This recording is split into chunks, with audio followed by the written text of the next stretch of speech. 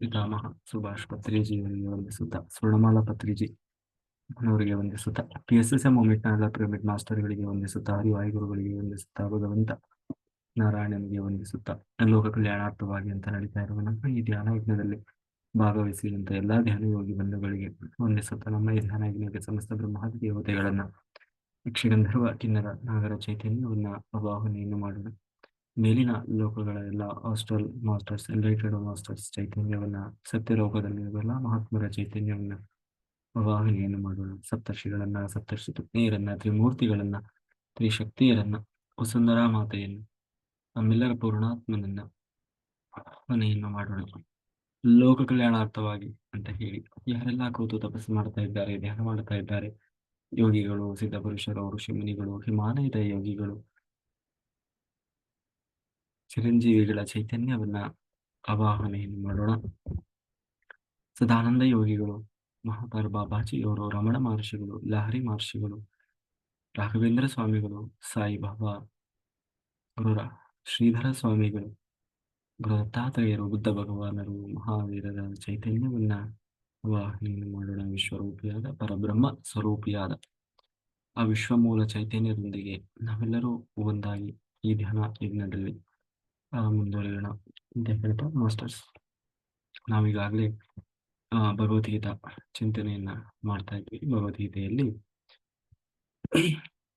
ಆ ಅರ್ಜುನ ತಾನು ಪ್ರಶ್ನೆ ಮಾಡ್ತಾ ಇದ್ದಾನೆ, ಅಲ್ಲ ಕೃಷ್ಣ, ನೀನು ಹೇಳಿದೆ ನನಗೆ ಯಾವ ಕರ್ಮ ಬಂಧನವೂ ಇಲ್ಲ, ಏಕೆಂದ್ರೆ ನಾನು ಯಾವುದನ್ನು ಅಂಟಿಸಿಕೊಳ್ಳದೆ ನಿರ್ಲಿಪ್ತವಾಗಿ ನಾನು ಕರ್ಮಕ್ಕೆ ಸಿಕ್ಕಿಕೊಳ್ಳದ ಹಾಗೆ, ಯಾಕೆಂದ್ರೆ ನಾನು ಪರಮಾತ್ಮ ಇದ್ದೇನೆ, ಎಲ್ಲವನ್ನ ನಾನೇ ನಿಯಂತ್ರಣ ಮಾಡ್ತಾ ಇರುವವರು, ಆದ್ರೂ ನಾನು ಇಲ್ಲಿ ಬರ್ತಾ ಇರ್ತೇನೆ ಅಂತ ಹೇಳಿ ತಾನು ಹಿಂದಿನ ಇದರಲ್ಲಿ ಹೇಳಿದ. ಅದಕ್ಕೆ ಈಗ ಆ ಪ್ರಶ್ನೆ ಮಾಡ್ತಾ ಇದ್ದಾನೆ ಅರ್ಜುನ, ಅಲ್ಲ ಕೃಷ್ಣ, ನೀನು ಈ ಕರ್ಮ ಬಂಧನ ಇಲ್ಲ ಅಂತ ಅಂದ್ಮೇಲೆ, ನಿನಗಿಲ್ಲಿ ಯಾವ್ದು ಆಸೆ ಇಲ್ಲ, ಕರ್ಮ ಮಾಡೋದೇನಿಲ್ಲ, ಏನೂ ಇಲ್ಲ ಅಂದ್ಮೇಲೆ ಮತ್ತೆ ಯಾಕೆ ನೀನು ಬರ್ಬೇಕಿಲ್ಲಿ?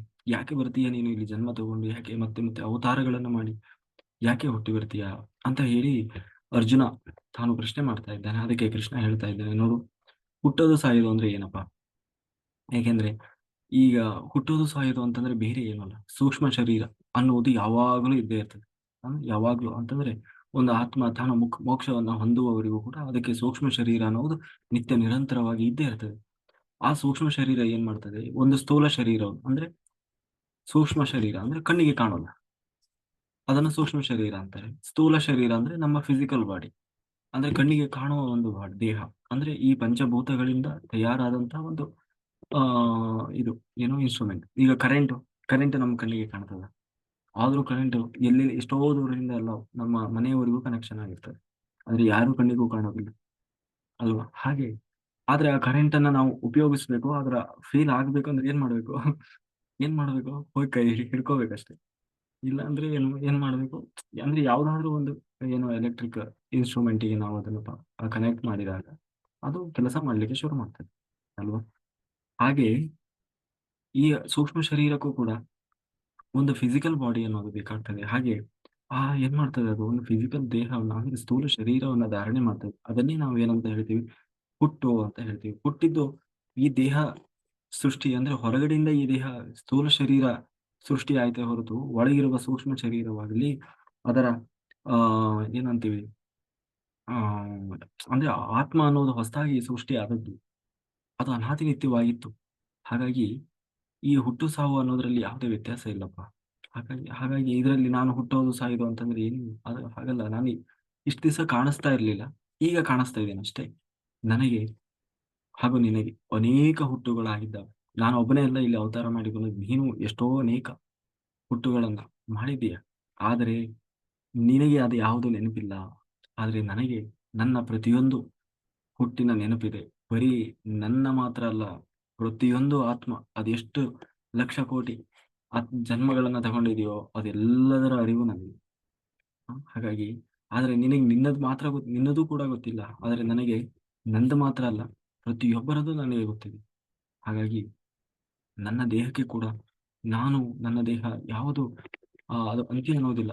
ಅಂದ್ರೆ ಇಲ್ಲಿ ನೋಡ್ಲಿಕ್ಕೆ ಮಾತ್ರ ನಾನು ಬೇರೆ ಮನುಷ್ಯರ ದೇಹದ ಹಾಗೆ ನಾನು ಧಾರಣೆ ಮಾಡಿರ್ತೇನೆ, ಆದರೆ ನಂದು ಜ್ಞಾನಾನಂದಮಯವಾದ ಶರೀರ. ನಾನು ಎಲ್ಲಾ ಜೀವಿಗಳ ಒಡೆಯರಿಗೂ ಕೂಡ ಒಡೆಯನಾಗಿದ್ದೇನೆ.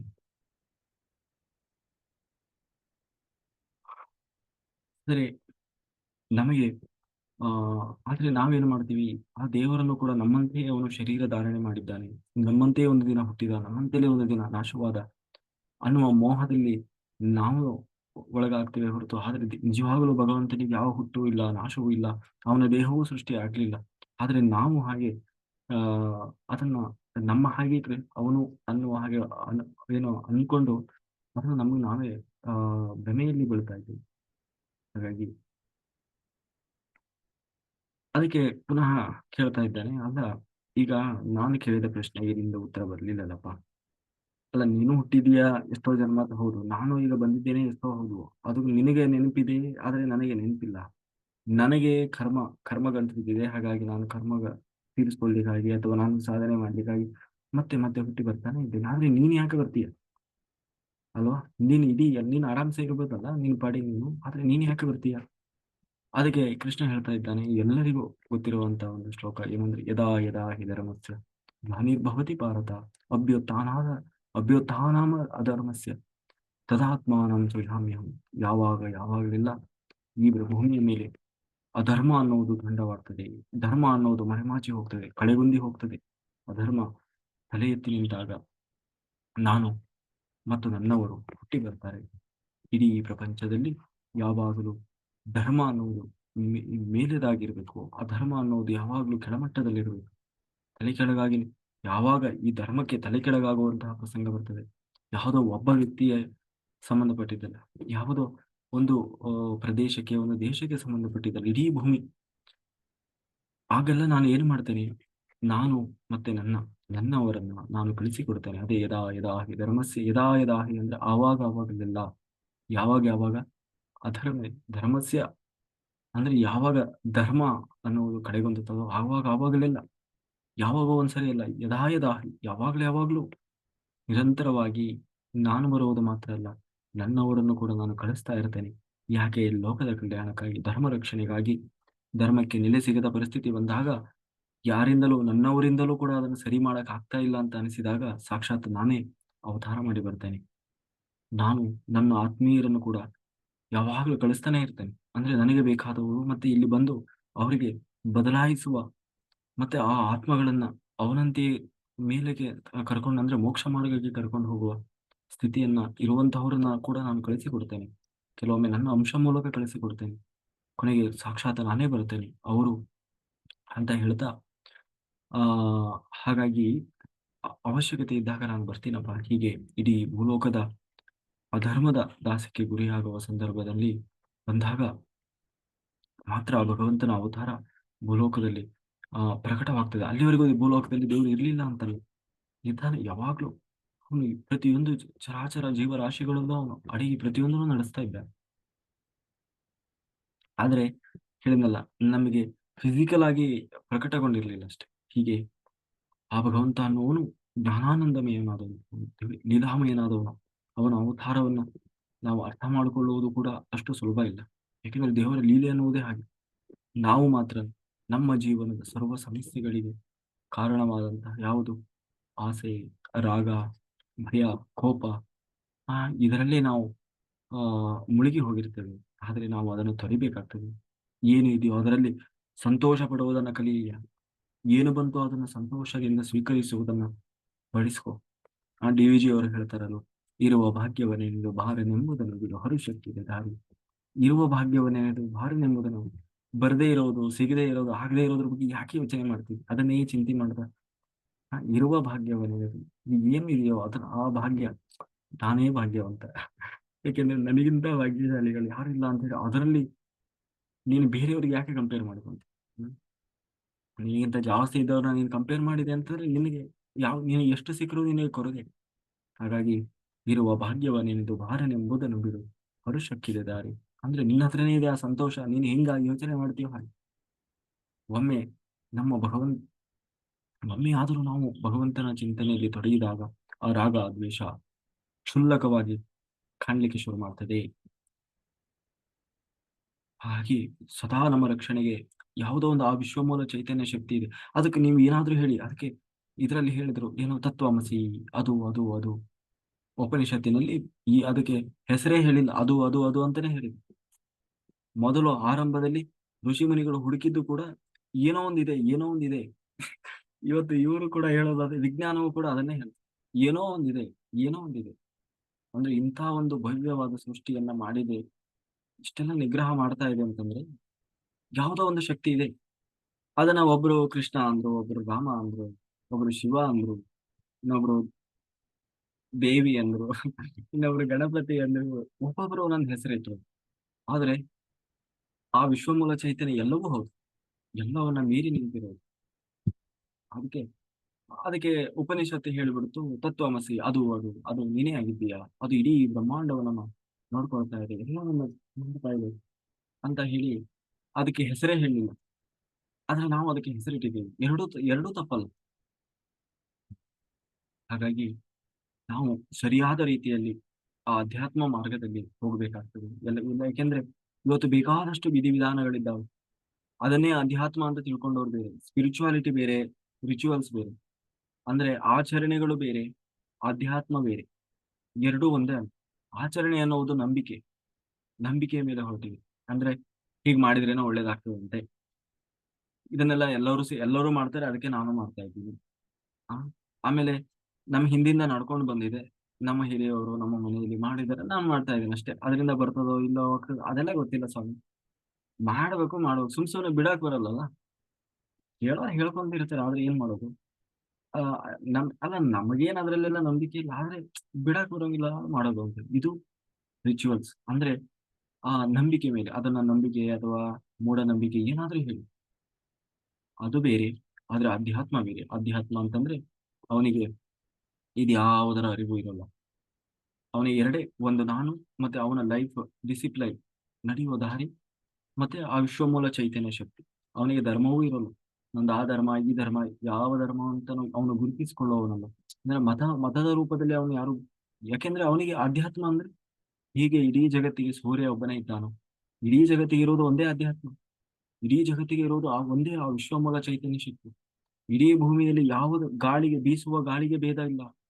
ಆ ಆ ಬೆಳಗುವ ಬೆಳಕಿಗೆ ಭೇದ ಇಲ್ಲ ಅಲ್ವಾ? ಪಶು ಪಕ್ಷಿ ಪ್ರಾಣಿಗಳಿಗೆ ಭೇದ ಇಲ್ಲ. ಬೀಳುವ ಮಳೆಗೆ ಭೇದ ಇಲ್ಲ. ಆದ್ರೆ ಮನುಷ್ಯನಿಗೆ ಮಾತ್ರ ಭೇದ. ನಂದು ಆ ಮತ, ನಂದು ಈ ಮತ, ನನ್ನದು, ನನ್ನ ಪರಂಪರೆ ಶ್ರೇಷ್ಠ, ನನ್ನ ಜಾತಿ ಶ್ರೇಷ್ಠ. ಆದ್ರೆ ಅದಕ್ಕೂ ಮೀರಿದ ಯಾವನಿದೆ? ಆದ್ರೆ ಅದು ಅಧ್ಯಾತ್ಮ ಅಲ್ಲ. ಹಾಗೆ ಯಾವ ಭೇದವೂ ಇಲ್ಲದೆ ನಾನು ಮತ್ತೆ ಆ ಪರಮಾತ್ಮ ಅನ್ನುವ ಸ್ಥಿತಿಯನ್ನ ಆ ಹೊಂದಲಿಕ್ಕಾಗಿ ಏನು ಪ್ರಯತ್ನ ಮಾಡ್ತೇನೆ, ಅದು ನಿಜವಾದ ಅಧ್ಯಾತ್ಮ. ಅದಕ್ಕಾಗಿ ನಾವು ಆ ಭಗವಂತನ ವಿಭೂತಿ ರೂಪಗಳನ್ನ ಸರಿಯಾಗಿ ತಿಳ್ಕೊಳ್ಬೇಕು. ತಿಳಿದು ಅವನನ್ನ ಗುರುತಿಸುವ ಪ್ರಯತ್ನ ಮಾಡಬೇಕು. ವಿಭೂತಿ ರೂಪ ಅಂತಂದ್ರೆ ಅವನು ಎಲ್ಲರೂ ಇದ್ದಾನೆ. ಅಲ್ಲಿ ಇಲ್ಲಿ ಅವನು ಇಲ್ಲದಿರುವ ಜಾಗವೇ ಇಲ್ಲ. ವಿಶ್ವಂಬರ ರೂಪಿ. ಅವನು ಸದಾ ನಮ್ಮ ರಕ್ಷಣೆ ಮಾಡ್ತಾ ಇದ್ದಾನೆ, ಸದಾ ನಮ್ಮನ್ನು ನೋಡ್ತಾ ಇದ್ದಾನೆ, ಸದಾ ನಮ್ಮೊಟ್ಟಿಗೆ ಇದ್ದಾನೆ, ನಮ್ಮೊಳಗೆ ಇದ್ದಾನೆ, ಸಮಸ್ತ ಚರಾಚರ ಜೀವರಾಶಿಗಳಿಗೂ ಇದ್ದಾನೆ. ಹಾಗಾಗಿ ಎಲ್ಲರೊಳಗೂ ಹುಡುಕುವ ಪ್ರಯತ್ನ ಮಾಡಬೇಕು. ಆಮೇಲೆ ನಮ್ಮಲ್ಲಿ ಇವತ್ತು ಬಹುದೇವತಾ ಆರಾಧನೆ ಇದೆ, ಅಥವಾ ಭಗವಂತನಿಗೂ ಮತ್ತೆ ದೇವತೆಗಳಿಗೂ ವ್ಯತ್ಯಾಸ ಗೊತ್ತಿಲ್ಲ. ಅಂದ್ರೆ ಎಲ್ಲರೂ ದೇವ್ರೇ, ಎಲ್ಲರೂ ಮೋಕ್ಷ ಕೊಡೋರೆ, ಎಲ್ಲರೂ ಮೇಲಕ್ಕೆ ಹೋಗೋರೆ. ಅಂದ್ರೆ ಎಲ್ಲರೂ ಸೇರಿ ಇಡೀ ಜಗತ್ತನ್ನ ನೋಡ್ತಾ ಇದ್ದಾರೆ ಅನ್ನುವ ಕಲ್ಪನೆ ಇದೆ. ಆದ್ರೆ ಕೃಷ್ಣ ಅದನ್ನ ತಳ್ಳಿ ಹಾಕ್ತಾ ಇದ್ದಾನೆ. ಇಡೀ ಜಗತ್ತಿಗೆ ಇರುವುದು ಒಬ್ಬನೇ ಭಗವಂತ ಪರಮಾತ್ಮ, ಆ ವಿಶ್ವಮೂಲ ಚೈತನ್ಯ ಶಕ್ತಿ ಒಂದೇ. ಮತ್ತೆ ನಾವು ಮುಕ್ಕೋಟಿ ದೇವತೆಗಳು ಅಂತೀವಲ್ಲ, ಅವರೆಲ್ಲರೂ ಆತ್ಮಗಳೇ. ಪರಮಾತ್ಮ ಇರುವುದು ಒಬ್ಬನೇ, ಉಳಿದವರೆಲ್ಲರೂ ಏನು ಆತ್ಮರು. ಆದ್ರೆ ಅವರೆಲ್ಲ ಪೂರ್ಣಾತ್ಮ ಸ್ಥಿತಿಯಲ್ಲಿರುವವರು. ಎಲ್ಲರೂ ಪೂರ್ಣಾತ್ಮ ಸ್ಥಿತಿಯಲ್ಲಿದ್ದಾರೆ. ಅಂದ್ರೆ ತುಂಬಾ ಸಾಧನೆ ಮಾಡಿ ತುಂಬಾ ಎತ್ತರಕ್ಕೆ ಏರಿದಂತಹ ಆತ್ಮಗಳು, ಅವರನ್ನೇ ನಾವು ದೇವತೆಗಳು, ನಾವು ದೇವತೆಗಳು ಅಂತ ಕರಿತೀವಿ. ಸ್ವಲ್ಪ ಸ್ಟ್ಯಾಂಡರ್ಡ್ ಆಗಿ ಇತ್ತೀಚೆಗೆ ನಾವು ಕರೆಯೋದಾದ್ರೆ ಆಸ್ಟ್ರಲ್ ಮಾಸ್ಟರ್ಸ್ ಅಂತ ಕರಿತೀವಿ. ಇನ್ನೂ ಸ್ವಲ್ಪ ಇದಕ್ಕೆ ಹೋಗಿ ಕರೆಯೋದಾದ್ರೆ ಏಂಜಲ್ಸ್ ಅಂತ ಕರೀತಾರೆ. ಈಗ ಕ್ರಿಶ್ಚಿಯನ್ ಅಥವಾ ಯುರೋಪಿಯನ್ ವೆಸ್ಟರ್ನ್ ಕಲ್ಚರ್ ಅಲ್ಲೆಲ್ಲ ಅವ್ರನ್ನ ಏಂಜಲ್ಸು. ಅದಕ್ಕೆ ಹೇಗೆ ನಾವು ದೇವತೆಗಳಲ್ಲಿ ಒಂದೊಂದು ಹೆಸರಿಟ್ಟಿದ್ದೇವೆ, ಅವರು ಕೂಡ ಅದೇ ಒಂದೊಂದು ಏಂಜಲ್ಸ್ಗೆ ಒಂದೊಂದು ಹೆಸರಿಟ್ಟಿದ್ದಾರೆ. ನಾವಿಲ್ಲಿ ಅಶ್ವಿನಿ ದೇವತೆಗಳು ಅಂತ ಕರಿತೀವಿ, ರುದ್ರಗಣ ಅಂತ ಕರಿತೀವಿ. ಆ ಆ, ಅಷ್ಟದಿಕ್ಪಾಲಕರು, ಏಕಾದಶ, ಏನೇನೋ ಅವರಿಗೆ ಹೆಸರುಗಳಿದ್ದಾವೆ, ಅದರಲ್ಲಿ ವರ್ಗಗಳಿದ್ದಾವೆ ಅಲ್ವಾ? ಒಂದೊಂದು ಏರಿಯಾದಲ್ಲಿ ಒಂದೊಂದು ಹೆಸರಿದಾವೆ. ಹುಲಿಯಮ್ಮ ಅಂತ ಇರ್ತದೆ, ಕೆಂಚಮ್ಮ, ಕಾಳಮ್ಮ, ಪ್ಲೇಗಮ್ಮ, ಏನೇನು ಎಲ್ಲಾ ಮಂದಿ ಅಂದ್ರೆ ಅದು ತಪ್ಪು ಅಂತಲ್ಲ. ಅಂದ್ರೆ ಅವರೆಲ್ಲರೂ ಇಡೀ ಬ್ರಹ್ಮಾಂಡವನ್ನ ನೋಡ್ಕೊಳ್ತಾ ಇದ್ದಾರೆ ಅನ್ನುವುದು ಅದರ ಅರ್ಥ ಅಲ್ಲ. ಇಡೀ ಜಗತ್ತನ್ನ ನೋಡ್ತಾ ಇರುವುದು ಒಬ್ಬನೇ ಪರಮಾತ್ಮ. ಆ ವಿಶ್ವಮೂಲ ಚೈತನ್ಯ ಶಕ್ತಿ ಇರುವುದು ಒಬ್ಬನೇ. ಉಳಿದವರೆಲ್ಲರೂ ದೇವತೆಗಳು. ದೇವತೆಗಳು ಅಂದ್ರೆ ನಮ್ಮಂತೆ ನಿಮ್ಮಂತೆ ಎಲ್ಲರೂ ಏನವರು ಪೂರ್ಣಾತ್ಮರು. ಅದಕ್ಕೆ ಹೇಳೋದು ನಾವೆಲ್ಲ ದೇವರು, ನಾವೆಲ್ಲ ದೇವರು, ನಾವು ದೇವರಾಗಬೇಕು ಅನ್ನೋದರ ಅರ್ಥ ಅದೇ. ಅವರು ಹೇಗೆ ಪೂರ್ಣಾತ್ಮ ಸ್ಥಿತಿಯನ್ನು ತಲುಪಿದ್ದಾರೋ, ಎಲ್ಲರೂ ಪೂರ್ಣಾತ್ಮ ಸ್ಥಿತಿಯನ್ನು ತಲುಪಿ ಸ್ಥಿತಿಯನ್ನು ತಲುಪಿದ್ದಾರೋ, ಹಾಗೆ ನಾವು ಕೂಡ ಆ ಸ್ಥಿತಿಯನ್ನು ತಲುಪಬೇಕು. ಆಗ್ಲೇ ಅವಾಗ ನಾವು ದೇವರಾಗ್ತೀವಿ. ದೇವ ಬೇರೆ, ಪರಮಾತ್ಮ ಬೇರೆ ಇದ್ದಾನೆ. ಅಂದ್ರೆ ದೇವತೆಗಳು ಬೇರೆ, ಇರುವ ಆ ಮಹಾಶಕ್ತಿನೇ ಬೇರೆ. ಹಾಗಾಗಿ ದೇವತೆಗಳು ಅಂತ ಅನಿಸಿಕೊಳ್ಳೋರು ಯಾರು? ಎಲ್ಲರೂ ಇಲ್ಲಿ ಬಹಳ ಸಾಧನೆ ಮಾಡಿ ಮಾಡಿ ಮಾಡಿ ಉನ್ನತ ಸ್ಥಿತಿಗೆ ಏರಿದಂತಹ ಪೂರ್ಣಾತ್ಮಗಳನ್ನ ನಾವೇನಂತ ಕರಿತೀವಿ? ದೇವತೆಗಳು ಅಂತ ಹೇಳಿ ಕರಿತೀವಿ. ಅವರನ್ನ ಅಂದ್ರೆ ಅವರನ್ನ ಬಿಡಬೇಕು ಅಂತಲ್ಲ, ಅವ್ರ ಸಹಾಯ ಬೇಕು ನಮ್ಗೆ. ಆ ವಿಶ್ವಮೂಲ ಚೈತನ್ಯ ಶಕ್ತಿಯನ್ನ ನಾವು ಸೇರಬೇಕು, ಮತ್ತೆ ನಾವು ಎತ್ತರಕ್ಕೆ ಬೆಳಿಬೇಕು ಅಂದ್ರೆ ಆ ದೇವತೆಗಳ ಏನಂತೀವಿ ಅನುಗ್ರಹ ಮತ್ತೆ ಸಹಾಯ ನಮಗೆ ನಮ್ಮ ಸಾಧನೆ ದಾರಿಯಲ್ಲಿ ಬೇಕಾಗ್ತದೆ. ಹಾಗಾಗಿ ಆ ಮಹಾಶಕ್ತಿಯನ್ನ ನೀನು ಏನಾದ್ರೂ ಹೆಸರಿಡೋದು ಕರಿ. ಆ ಹೆಸರಿಲ್ಲ, ಅದಕ್ಕೆ ರೂಪ ಇಲ್ಲ, ಆಕಾರ ಇಲ್ಲ, ಯಾವುದೂ ಇಲ್ಲ. ಆದ್ರೆ ಅದು ಇಲ್ಲ ಅಂತ ನೀನು ಅನ್ಕೊಳ್ಬೇಕು ಅಂತಾನೆ ಏನಿಲ್ಲ. ಅಂದ್ರೆ ಅದು ಈಗ ಉದಾಹರಣೆಗೆ ಅದು ನೀನು ಒಂದು ರೂಪ ಕೊಟ್ಟಿಯ, ರೂಪ ಕೊಟ್ಟು ಅದನ್ನ ದೇವರು ಅಂತ ಪೂಜೆ ಮಾಡ್ತೀಯ, ಅದು ತಪ್ಪು ಅಂತಾನೂ ಅಲ್ಲ. ಇಲ್ಲ ನನಗೇನು ರೂಪ ಗೀಪ ಏನು ಇಲ್ಲಪ್ಪ, ಎಲ್ಲೋ ಮೇಲ್ಗಡೆ ಮುಖ ನೋಡಿ ನಾನು ಪ್ರೇಯರ್ ಮಾಡ್ತೀನಿ, ಪ್ರಾರ್ಥನೆ ಮಾಡ್ತೀನಿ, ಆಯ್ತು, ಅದು ತಪ್ಪಲ್ಲ. ಆದ್ರೆ ನಿನ್ನ ಮನಸ್ಸಿನಲ್ಲಿ ಆ ಭಾವ ಇರಬೇಕು, ಅದು ಮುಖ್ಯ. ವಿಗ್ರಹದೊಳಗೆ ದೇವರಿದ್ದಾನೆ, ಆದ್ರೆ ವಿಗ್ರಹವೇ ದೇವರು ಅಂತ ಮೂರ್ಖನಾಗಬೇಡ. ಅದು ತಪ್ಪು. ವಿಗ್ರಹದ ಒಳಗೆ ದೇವರಿದ್ದಾನೆ, ಆದ್ರೆ ವಿಗ್ರಹವೇ ದೇವರಲ್ಲ. ಹಾಗೆ ಆ ಕಲ್ಪನೆ ಇರಬೇಕು. ಅದೇ ಏನಾಗ್ತದೆ, ಅದು ಬರ್ತಾ ಬರ್ತಾ ಬರ್ತಾ ನಾವು ವಿಗ್ರಹ ಕಂಡಾಗ ಮಾತ್ರ ಹಿಂಗಂತೀವಿ. ಆಮೇಲೆ ಇಲ್ಲ ಅಲ್ವಾ, ಕಂಡಾಗ ಮಾತ್ರ ನಮಸ್ಕಾರ ಮಾಡೋದು, ಕಂಡಾಗ ಮಾತ್ರ ಈ ದೇವರಪ್ಪ ಅಂತೇಳಿ. ಆದ್ರೆ ಬೇರೆ ಸಮಯದಲ್ಲಿ ಆ ಆ ದೇವ ಅನ್ನೋ ಕಲ್ಪನೆ ಇರುವುದಿಲ್ಲ. ಹಾಗಾಗಿ ಭಗವಂತನನ್ನ ವಿವಿಧ ರೂಪದಲ್ಲಿ ಪೂಜಿಸಬಹುದು, ಅದು ತಪ್ಪಲ್ಲ. ಆದರೆ ವಿವಿಧ ಭೋಗಕ್ಕಾಗಿ ವಿವಿಧ ದೇವತೆಗಳನ್ನು ದೇವರಿಂದ ಪೂಜಿಸುವುದು. ಆದ್ರೆ ಅದು ಅಧ್ಯಾತ್ಮ ಸಾಧನೆಯಲ್ಲ. ಅಂದ್ರೆ ಉದಾಹರಣೆಗೆ ಇವತ್ತು ನಾವು ಏನೇನೋ ವ್ರತಗಳನ್ನು ಮಾಡ್ತೀವಿ ಅಲ್ವಾ. ಮಂಗಳಗೌರಿ ವ್ರತ ಇನ್ನು ಶುರುವಾಗ್ತದೆ. ಮಂಗಳಗೌರಿ ವ್ರತ, ವರಮಹಾಲಕ್ಷ್ಮಿ ವ್ರತ, ಅಥವಾ ಏನೋ ಸಂಕಷ್ಟಹಾರ ಚತುರ್ಥಿ. ಇದೆಲ್ಲ ಅಧ್ಯಾತ್ಮ ಸಾಧನೆ ಅಲ್ಲ. ಮತ್ತೆ ಇದೆಲ್ಲ ನಮ್ಮ ಯಾವುದೋ ಒಂದು ಆಸೆ ಆಕಾಂಕ್ಷೆಗಳನ್ನ ಈಡೇರಿಸಿಕೊಳ್ಳಲಿಕ್ಕಾಗಿ ಮಾಡುವ ಒಂದು ರಿಚುವಲ್. ಅದರಿಂದ ನಾವು ಅದನ್ನ ಬಯಸ್ತೀವಿ, ಅದನ್ನ ಅವರು ಕೊಡ್ತಾರೆ, ಅಲ್ಲಿಗೆ ಮುಗೀತು. ಕರ್ಮ ಕಳೆಯೋದಿಲ್ಲ, ಕರ್ಮ ಹೋಗೋದಿಲ್ಲ. ಅದು ಅಧ್ಯಾತ್ಮ ಸಾಧನೆ ಅಲ್ಲ. ನೋಡಿ ಎಷ್ಟು ಎಷ್ಟು ಇದೆ. ಆದ್ರೆ ನಮ್ಗದು ಗೊತ್ತಿಲ್ಲ. ಇದು ನಾನು ಹೇಳೋದಲ್ಲ, ಇದು ಗೀತೆಯಲ್ಲಿ ಕೃಷ್ಣ ಹೇಳ್ತಾ ಇದ್ದಾನೆ. ನೋಡು, ಅಧ್ಯಾತ್ಮನೇ ಬೇರೆ ಇದೆ. ನೀನು ದೇವತೆಗಳನ್ನ ಬೇರೆ ಬೇರೆ ಆಸೆ ಇಟ್ಟುಕೊಂಡು ನನಗೆ ಅದು ಬೇಕು ಇದು ಬೇಕು ಎನ್ನುವ ಇದರಿಂದ ನೀನು ಹೋಗಿ ಸುತ್ತಿ ಸುತ್ತಿ ಸುತ್ತಿ ಸುತ್ತಿ ಸೇವೆ ಮಾಡಿದ್ರೆ ನಿಂದು ಕರ್ಮ ಕಳೆಯೋದಿಲ್ಲ. ಬದಲಾಗಿ ಅದರ ಒಂದು ಪುಣ್ಯದ ಫಲವಾಗಿ ನಿನಗೆ ಬೇಕಾಗಿದ್ದು ಸಿಗ್ತದೆ. ಆದ್ರೆ ಅದು ನಿಜವಾದ ಅಧ್ಯಾತ್ಮ ಸಾಧನೆ ಅಲ್ಲ. ಅದು ನಿನ್ನನ್ನು ಎತ್ತರಕ್ಕೆ ತೆಗೆದುಕೊಂಡು ಹೋಗೋದಿಲ್ಲ. ಹಾಗಾಗಿ ದೇವತೆಗಳು ಅಂತ ಹೇಳಿ ನೀನು ಎಲ್ಲರೂ ಇಡೀ ಬ್ರಹ್ಮಾಂಡವನ್ನ ನೋಡ್ಕೊಳ್ತಾ ಇದ್ದಾರೆ, ಎಲ್ಲರೂ ನಮಗೆ ಮೋಕ್ಷ ಕೊಡ್ತಾರೆ ಅಂತ ನೀನು ಉಪಾಸನೆ ಮಾಡುವುದು ಅದು ಅಧ್ಯಾತ್ಮ ಅಲ್ಲ. ಬಹುದೇವತಾ ಆರಾಧನೆ ಅಧ್ಯಾತ್ಮ ಅಲ್ಲ. ಅದು ತಪ್ಪು ಅಂತನೂ ಅಲ್ಲ.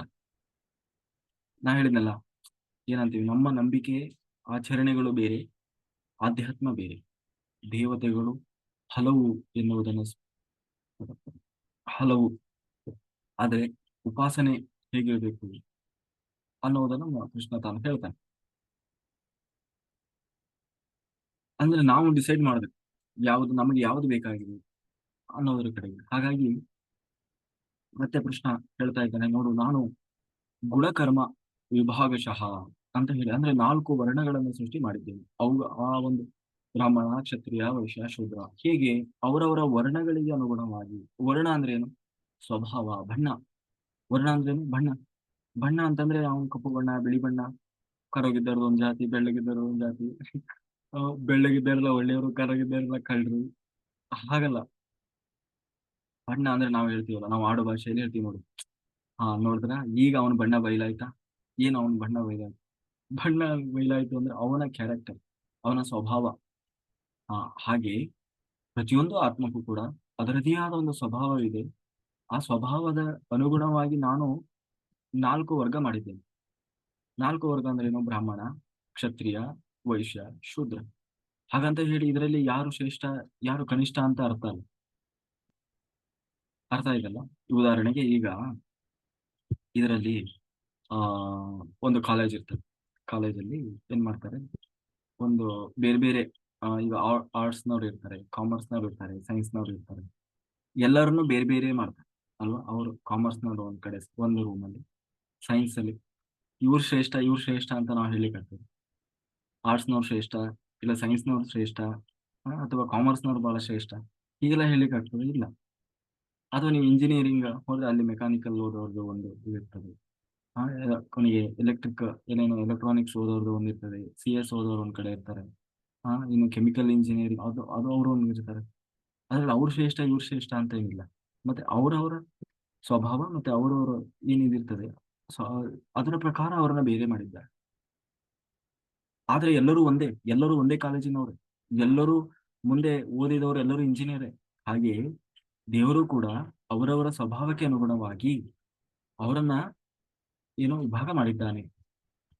ಯಾವ ಏನಂತ? ಬ್ರಾಹ್ಮಣ, ಕ್ಷತ್ರಿಯ, ವೈಶ್ಯ, ಶೂದ್ರ. ಅದ್ರ ಬಗ್ಗೆ ಮುಂದೆ ಇನ್ನೂ ವಿಸ್ತಾರವಾಗಿ ಯಾಕೆ ಏನು ಅಂತ ಬರ್ತದೆ. ಈಗ ಸದ್ಯಕ್ಕೆ ಜೊತೆಗೆ ಆ ಬಣ್ಣ ಅಂತ ಹೇಳಿದ್ವಲ್ಲ, ಸ್ವಭಾವ.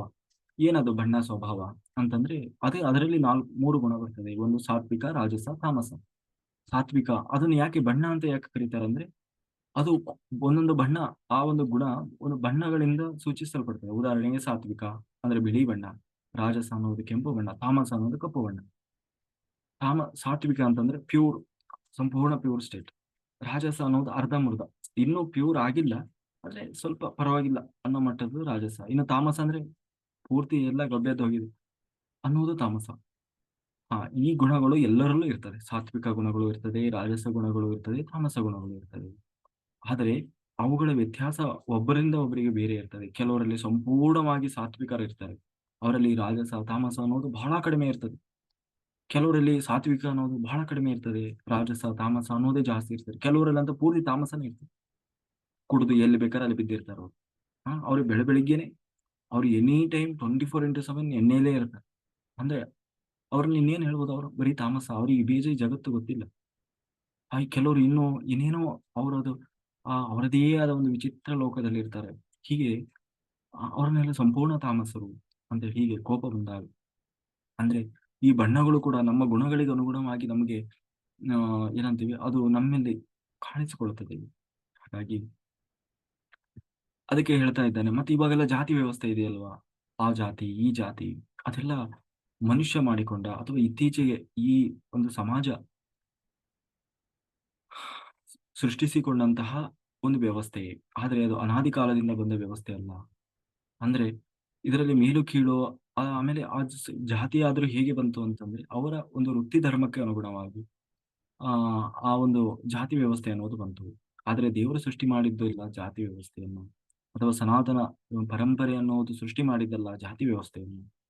ಹಾಗಾಗಿ ಆ ಉದಾಹರಣೆಗೆ ಆಮೇಲೆ ಹುಟ್ಟಿನಿಂದ ಯಾರೂ ಜಾತಿಯಲ್ಲ, ಹುಟ್ಟಿನಿಂದ ಯಾರೂ ಬ್ರಾಹ್ಮಣನಲ್ಲ, ಹುಟ್ಟಿನಿಂದ ಯಾರೂ ಕ್ಷತ್ರಿಯನಲ್ಲ, ಹುಟ್ಟಿನಿಂದ ಯಾರೂ ವೈಶ್ಯನಲ್ಲ, ಹುಟ್ಟಿನಿಂದ ಯಾರೂ ಶೂದ್ರನಲ್ಲ.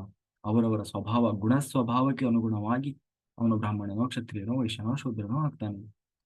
ಅದಕ್ಕೆ ಕೃಷ್ಣ ಹೇಳ್ತಾ ಇದ್ದಾನೆ, ನೋಡು ಬೆಸ್ತರ ಹುಡುಗಿ, ಮೀನು ಹಿಡಿಯುವ ಬೆಸ್ತರ ಹುಡುಗಿಯಲ್ಲಿ ಹುಟ್ಟಿದಂತಹ ವೇದವ್ಯಾಸರು ಮಹಾಬ್ರಾಹ್ಮಣನಾಗ್ತಾನೆ. ಅಲ್ಲ, ಮತ್ತೆ ಅವನು ಹುಟ್ಟಿದ್ದು ಬೆಸ್ತರ ಹುಡುಗಿಯಲ್ಲಿ ಅಂದಾಗ ಮತ್ತೆ ಅವನು ಕೀಳು ಕುಲದವನು ಆಗ್ಬೇಕಲ್ಲ. ಯಾಕೆಂದ್ರೆ ಎಲ್ಲಾ ವೇದಗಳನ್ನ ಬರೆದವರು, 18 ಮಹಾಪುರಾಣಗಳನ್ನ ಬರೆದಂತವರು, ಇವತ್ತು ಈ ಭಗವದ್ಗೀತೆಯನ್ನು ಬರೆದವರು ಅದೇ ಏನು ವೇದವ್ಯಾಸರೇ. ಆದ್ರೆ ಅವರು ಹುಟ್ಟಿದ್ದು ಒಬ್ಬ ಬೆಸ್ತರ ಹುಡುಗಿ, ಮೀನು ಹಿಡಿಯುವ ಒಂದು ಏನಂತೀವಿ ಬಹಳ ಏನಂತೀವಿ ನಮ್ಮ ಭಾಷೆ, ಈ ಎಲ್ಲರ ಭಾಷೆಯಲ್ಲಿ ಹೇಳೋದಾದ್ರೆ ಕೀಳು ಕುಲದಲ್ಲಿ ಹುಟ್ಟಿದವರು ಒಂದು. ಅವರನ್ನ ಮಹಾಬ್ರಾಹ್ಮಣ ಅಂತ. ಯಾಕಂದ್ರೆ ಇವತ್ತು ಎಲ್ಲಾ ವೇದ ಶಾಸ್ತ್ರ ಪಂಡಿತರು ಓದುವುದು ಇದೇ ವೇದವ್ಯಾಸರು ಬರೆದ ಗ್ರಂಥಗಳನ್ನು. ಅಂದ್ರೆ ಅದರ ಅರ್ಥ ಹುಟ್ಟಿನಿಂದ ಬರುವುದಲ್ಲ ಜಾತಿ ಅನ್ನೋದು, ಅವರ ಸ್ವಭಾವ ಗುಣಕ್ಕೆ ಅನುಗುಣವಾಗಿ ಬರುವಂತದ್ದು. ಅದನ್ನ ನಾವು ಏನಾದ್ರೂ ಡೆಫಿನೇಷನ್ ಹೇಳಿ, ಆದ್ರೆ ದೇವತೆಗಳು ಮೇಲಿನ ಲೋಕದ ಮಾಸ್ಟರ್ಸ್ ಅವರನ್ನು ಗುರುತಿಸುವುದು ಇದೇ ಆಧಾರದ ಮೇಲೆ. ಅದೇ ವೇದವ್ಯಾಸರಲ್ಲಿ ಮಗ ಆಗಿರ್ತಾನೆ ಯಾರು, ಆ ಯಾರು, ಹ್ಮ್ ವಿದುರ. ಅವನು ಒಬ್ಬ ದಾಸಿ ಪುತ್ರ. ಅಲ್ಲಿ ಮನೇಲಿ ಕೆಲಸ ಮಾಡ್ತಾ ಇರ್ತಾರಲ್ಲ, ಅವರು ಬಹಳ ಸಣ್ಣ ಇದ್ರು ಅವರು. ಅವಳಲ್ಲಿ ಹುಟ್ಟಿದವನು ಯಾರು? ವಿದುರ. ಆದ್ರೆ ಅವನು ಮಹಾಕ್ಷತ್ರಿಯ, ಶ್ರೇಷ್ಠನಾದಂತ ರಾಜನೀತಿಜ್ಞ. ಅಂದ್ರೆ ಮತ್ತೆ ಅವನು ಕೇಳಿಕೊಳ್ದವನು ಆಗೋಯ್ತಲ್ಲ, ಇಲ್ಲ ಅವನು ಮಹಾಕ್ಷತ್ರಿಯನಾದ. ಯಾಕೆಂದ್ರೆ ಅವರ ಸ್ವಭಾವ, ಅವರ ಒಂದು ಏನಂದ್ರೆ ಬಿಹೇವಿಯರ್, ಕ್ಯಾರೆಕ್ಟರ್, ಅದಕ್ಕೆ ಅನುಗುಣವಾಗಿ, ಹಾಗಾಗಿ ಆಯಾವರಣದ ಕರ್ಮಕ್ಕೆ ಅನುಗುಣವಾಗಿ ದೇಹದ 4 ವಿಭಾಗಗಳನ್ನ ಹೇಳಿದ್ದಾರೆ. ಹಾಗಾಗಿ ಈ 4 ವರ್ಣಗಳು ಅಂದ್ರೆ ಸಮಾಜ, ಈ ಬ್ರಾಹ್ಮಣ, ವೈಶ್ಯ, ಶೂದ್ರ, ಕ್ಷತ್ರಿಯ ಅನ್ನೋದು ಕೂಡಿದಾಗ್ಲೇ ಒಂದು ಪರಿಪೂರ್ಣ ಸಮಾಜ ಸೃಷ್ಟಿಯಾಗ್ಲಿಕ್ಕೆ ಸಾಧ್ಯ. ಇಲ್ಲಿ ಯಾರು ಕೂಡ ಮೇಲು ಅಲ್ಲ, ಯಾರು ಕೂಡ ಕೀಳು ಅಲ್ಲ, ಎಲ್ಲರೂ ಮೋಕ್ಷ ಯೋಗ್ಯ ಜೀವಿಗಳೇ. ಎಲ್ಲರೂ ಅವರವರ ಧರ್ಮವನ್ನು ಅವರು ಪರಿಪಾಲನೆ ಮಾಡಬೇಕು, ಮಾಡುವ ಮೂಲಕ ಅವರು ಮೋಕ್ಷವನ್ನು ಪಡಿತಾರೆ. ಹಾಗಾಗಿ ಈ ಈ ಜೀವ ಅಂದ್ರೆ ಆತ್ಮ ಏನಿದೆ, ಯಾವತ್ತೋ ಒಂದು ದಿನ ಸೃಷ್ಟಿಯಾದದ್ದು ಅಲ್ಲ, ಅದು ಅನಾದಿ ನಿತ್ಯವಾದದ್ದು.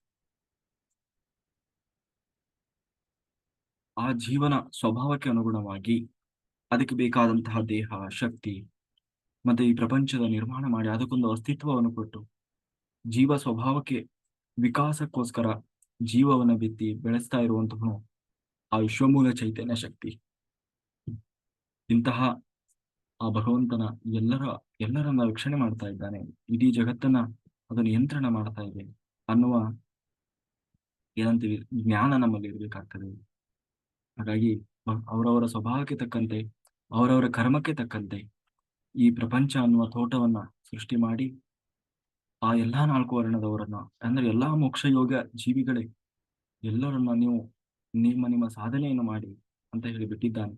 ಆ ಜ್ಞಾನವನ್ನ ನಾವು ಇಟ್ಟುಕೊಂಡು ನಮ್ಮ ಪಾಲಿನ ಕರ್ತವ್ಯ ಧರ್ಮವನ್ನು ನಾವು ಮಾಡಬೇಕಾಗ್ತದೆ. ಇಲ್ಲ ಅಂತಂದ್ರೆ ವ್ಯರ್ಥವಲ್ಲವೇ, ಜನ್ಮ ವ್ಯರ್ಥವಲ್ಲವೇ ಅಂತ ಹೇಳಿ ಆ ಏನು ಜನ್ಮ ಅನ್ನೋದು ವ್ಯರ್ಥವಾಗಿ ಹೋಗ್ತದೆ. ಅದಕ್ಕೆ ನೋಡು ಅರ್ಜುನ, ನಿಷ್ಕ್ರಿಯನಾಗಬೇಡ, ಏನು ಮಾಡದೆ ಸುಮ್ಮನೆ ಕುತ್ಕೊಳ್ಬೇಡ. ಅದು ಸುಲಭೋಪಾಯವಲ್ಲ. ಏನು ಮಾಡದೆ ಸುಮ್ಮನೆ ಇರೋದು. ಮತ್ತೆ 100 ವರ್ಷ ನೀನು ಸುಮ್ಮನೆ ಕುತ್ಕೊಂಡು 100 ವರ್ಷ ಕಳೆಯೋದಕ್ಕಿಂತ ಸ್ವಲ್ಪ ದಿವಸನೇ ಬದುಕು. ಆದ್ರೆ ಅತ್ಯಂತ ಕಠಿಣ ಅನ್ನೋದಕ್ಕಿಂತ ಏನಂತೀವಿ, ಅಷ್ಟು ಏನಂತೀವಿ, ಆ, ಅಂದ್ರೆ ಡಿಸಿಪ್ಲೈನ್ಡ್ ಲೈಫ್, ಶ್ರೇಷ್ಠವಾದ ಜೀವನವನ್ನ ಮಾಡಿ ಸಾಯಿ. 106 ವರ್ಷ ಹೆಂಗೆಂಗೋ ಬಾಳೋದಕ್ಕಿಂತ 3 ದಿವಸ ಬದುಕು, ಆದ್ರೆ ಶ್ರೇಷ್ಠ ಜೀವನವನ್ನ ಬದುಕು. ಮಾಡುವ ಕರ್ಮವನ್ನ ಜ್ಞಾನಪೂರ್ವಕವಾಗಿ ತಿಳಿದು ಮಾಡು. ಅಭಿಮಾನ, ಅಹಂಕಾರ, ಫಲದ ಅಪೇಕ್ಷೆ ಇಲ್ಲದೆ ಮಾಡಬೇಕು. ಅಭಿಮಾನ ಇರಬಾರ್ದು. ನಾನು ಮಾಡಿದೆ ಎನ್ನುವ ಅಭಿಮಾನ ಬೇಡ, ನನ್ನಿಂದ ಆಗ್ತಾ ಇದೆ ಅನ್ನುವ ಅಭಿಮಾನ ಬೇಡ, ಅಹಂಕಾರ ಬೇಡ, ನಾನು ನಾನು ನಾನು ಅನ್ನುವ ಅಹಂಕಾರ ಬೇಡ, ಅಥವಾ ಮಾಡಿದ್ದಕ್ಕೆ ನನಗೆ ಏನು ಸಿಗ್ತದೆ ಅನ್ನುವ ಫಲದ ಅಪೇಕ್ಷೆಯೂ ಬೇಡ. ನಿನ್ನ ಪಾಲಿನ ಕರ್ತವ್ಯ ಧರ್ಮವನ್ನ ತಿಳಿದು ಮಾಡು. ನಿನ್ನ ಹಿಂದಿನ ರಾಜರ್ಷಿಗಳು, ಋಷಿಮುನಿಗಳು ಹೀಗೆ ಅವರ ಕರ್ಮವನ್ನು ಮಾಡಿದ್ದು, ಕರ್ಮಯೋಗ, ಜ್ಞಾನ ಯೋಗವನ್ನು ಮಾಡಿ ಆ ಭಗವಂತನನ್ನು ಹೋಗಿ ಸೇರಿದ್ದಾರೆ. ಹಾಗಾಗಿ ಈ ಕರ್ಮಯೋಗ, ಜ್ಞಾನ ಯೋಗವನ್ನು ಯಾರು ಮಾಡದೆ ಭಗವಂತನ ಸಂಯೋಗವನ್ನು ಪಡೀಲಿಕ್ಕೆ ಸಾಧ್ಯವೇ ಇಲ್ಲ. ಹಾಗಾಗಿ ಅದು ಅನಿವಾರ್ಯ. ಮೊದಲು ಯಾವುದು ಕರ್ಮ, ಯಾವುದು ಅಕರ್ಮ ಅನ್ನುವುದನ್ನು ಸರಿಯಾಗಿ ತಿಳ್ಕೊ. ಕರ್ಮ, ಅಕರ್ಮ, ವಿಕರ್ಮ ಅಂತ ಮೂರ್ ತರ ಬರ್ತದೆ. ಹಾಗಾಗಿ ಅದನ್ನು ಸರಿಯಾಗಿ ತಿಳ್ಕೊ.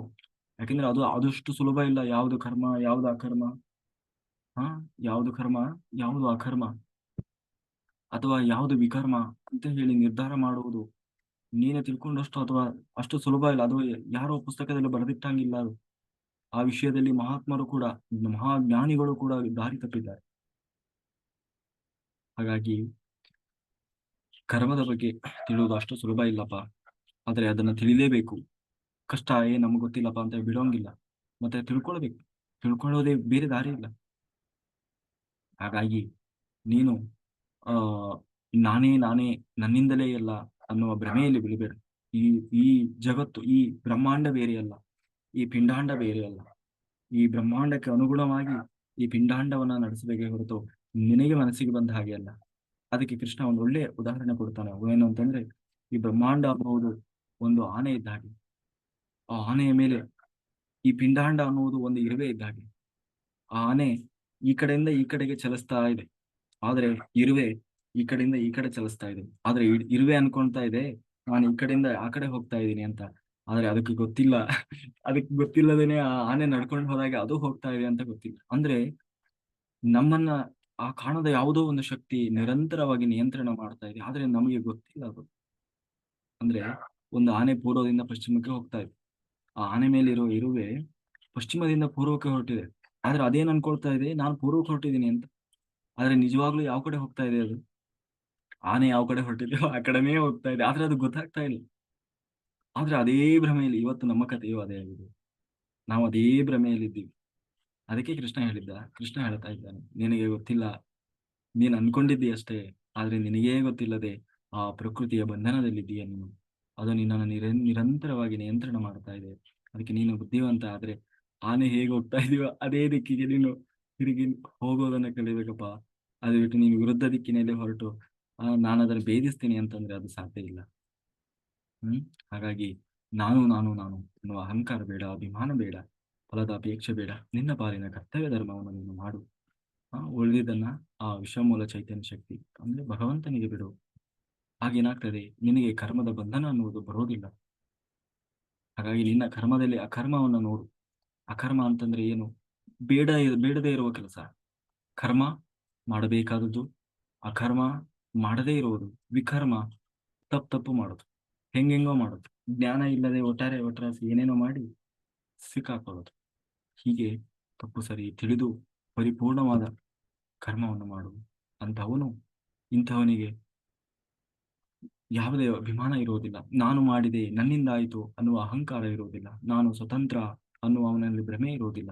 ಆದ್ದರಿಂದ ಅವನು ಮಾಡುವ ಎಲ್ಲಾ ಕರ್ಮವು ಫಲಪ್ರದವಾಗಿರ್ತದೆ. ಆ ವಿಶ್ವಮೂಲ ಚೈತನ್ಯ ಶಕ್ತಿಯ ಎಚ್ಚರದಿಂದ ಅವನು ಮಾಡಿರ್ತಾನೆ. ಅಂತವನು ಸಣ್ಣ ಕರ್ಮ ಮಾಡಿದರೂ ಕೂಡ ಮಹಾಫಲವನ್ನು ಪಡಿತಾನೆ. ಹಾಗಾಗಿ ಅಹಂಕಾರವನ್ನು ಕಳಚಿಕೊಳ್ಳುವುದು ಅತ್ಯಂತ ಮಹತ್ವಪೂರ್ಣವಾದದ್ದು. ಅಹಂಕಾರ ಎನ್ನುವುದು ಎಷ್ಟು ಅಪಾಯಕಾರಿ ಅಂತಂದ್ರೆ, ನಾನು ಭಗವದ್ಗೀತೆಯನ್ನು ಓದಿಬಿಟ್ಟೆ ಅನ್ನೋದು ಕೂಡ ಒಂದು ಅಹಂಕಾರ ಆಗ್ತದೆ. ನಾನು ಅಷ್ಟು ವರ್ಷ ಸಾಧನೆ ಮಾಡಿದ ದೊಡ್ಡ ಯೋಗಿ, ಅದು ಅಹಂಕಾರ ಆಗ್ತದೆ. ನಾನು 5 ವರ್ಷದಿಂದ ಧ್ಯಾನ ಮಾಡ್ತಾ ಇದ್ದೇನೆ, ಅವರು 1 ವರ್ಷದಿಂದ ಧ್ಯಾನ ಮಾಡ್ತಾರೆ, ಅದು ಅಹಂಕಾರಕ್ಕೆ ಕಾರಣ. ಅದು ಅಹಂಕಾರನೇ, ಅಧ್ಯಾತ್ಮ ಅಹಂಕಾರ. ಹಾಗೆ ಅಹಂಕಾರ ಅನ್ನೋದು ಅಧ್ಯಾತ್ಮದಲ್ಲಿ ಬರಬಾರದು ಅಂತೇನಿಲ್ಲ. ಎಷ್ಟು ವರ್ಷದಿಂದ ಎಷ್ಟು ದಿನದಿಂದ ಸಾಧನೆ ಮಾಡ್ತಾ ಇದ್ದಾರೆ ಅನ್ನೋದು ಮುಖ್ಯ ಅಲ್ಲ, ಎಷ್ಟು ಬೆಳೆದಿದ್ದಾರೆ, ಎಷ್ಟು ಬೆಳೆದ್ರು, ಎಷ್ಟು ಮೇಲೆ ಹೋದ್ರು ಅನ್ನೋದೇ ಕಾರಣ ಆಗ್ತದೆ ಹೊರತು ಇನ್ಯಾವುದು ಮುಖ್ಯ ಆಗೋದಿಲ್ಲ. ಹಾಗಾಗಿ ಕಾಯೇನ ವಾಚ ಮನಸೇಂದ್ರಿಯ ಬುದ್ಧ್ಯಾತ್ಮನಾವ ಕೃತೆ ಸ್ವಭಾವತೆ ಕರೋಮಿ ಯದ್ದೇ ಸಕಲಂ ಪರಸ್ಮೈ ನಾರಾಯಣ ಇತಿ ಸಮರ್ಪಯಾಮಿ. ಸರ್ವಂ ಶ್ರೀಕೃಷ್ಣಾರ್ಪಣಮಸ್ತು. Thank you, thank you, thank you.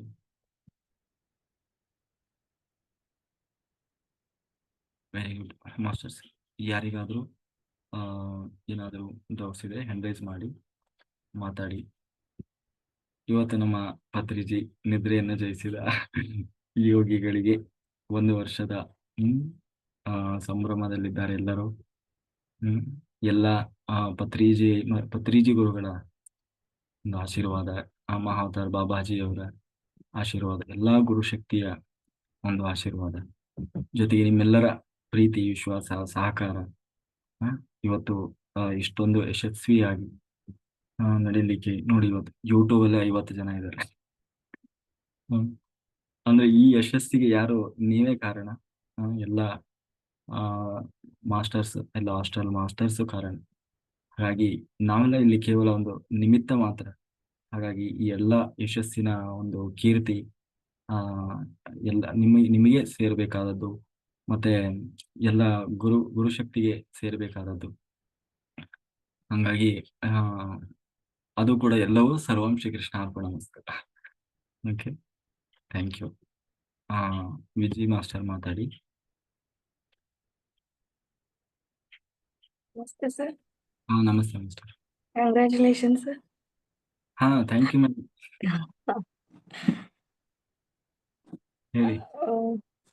ಮತ್ತೆ ಸರ್, ನೀವು ಕರ್ಮ, ಅಕರ್ಮ, ವಿಕರ್ಮ ಹೇಳಿದ್ರಲ್ಲ, ಅದು ರಿಪೀಟ್ ಮಾಡಿ ಸರ್ ಪ್ಲೀಸ್.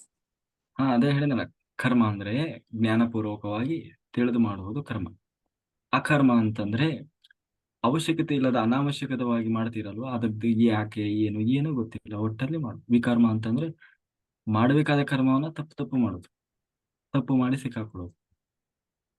ಅದು ವಿಕರ್ಮ. ಕರೆಕ್ಟ್. ಮಾಡ್ಬೇಕಾದ್ರೆ ತಪ್ಪಾಗಿ ಹಾ, ಏನೋ ಮಾಡಕ್ ಹೋಗಿ ಏನೋ ಆಯ್ತು ಅಂತಾರಲ್ಲ, ಅದು ವಿಕರ್ಮ. ಬೇಡದೇ ಇರೋದನ್ನ ಮಾಡೋದು ಅಕರ್ಮ. ಅವಶ್ಯಕತೆ ಇಲ್ಲ, ಅನಾವಶ್ಯಕವಾಗಿ ಏನೇನೋ ಮಾಡ್ಕೊಂಡು ವ್ಯರ್ಥವಾಗಿ ಮಾಡ್ತಾ ಇರ್ತೀವಲ್ವಾ.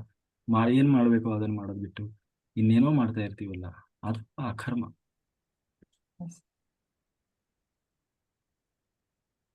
ಕಾಂತಮ್ಮ ಮಾಸ್ಟರ್ ಮಾತಾಡಿ.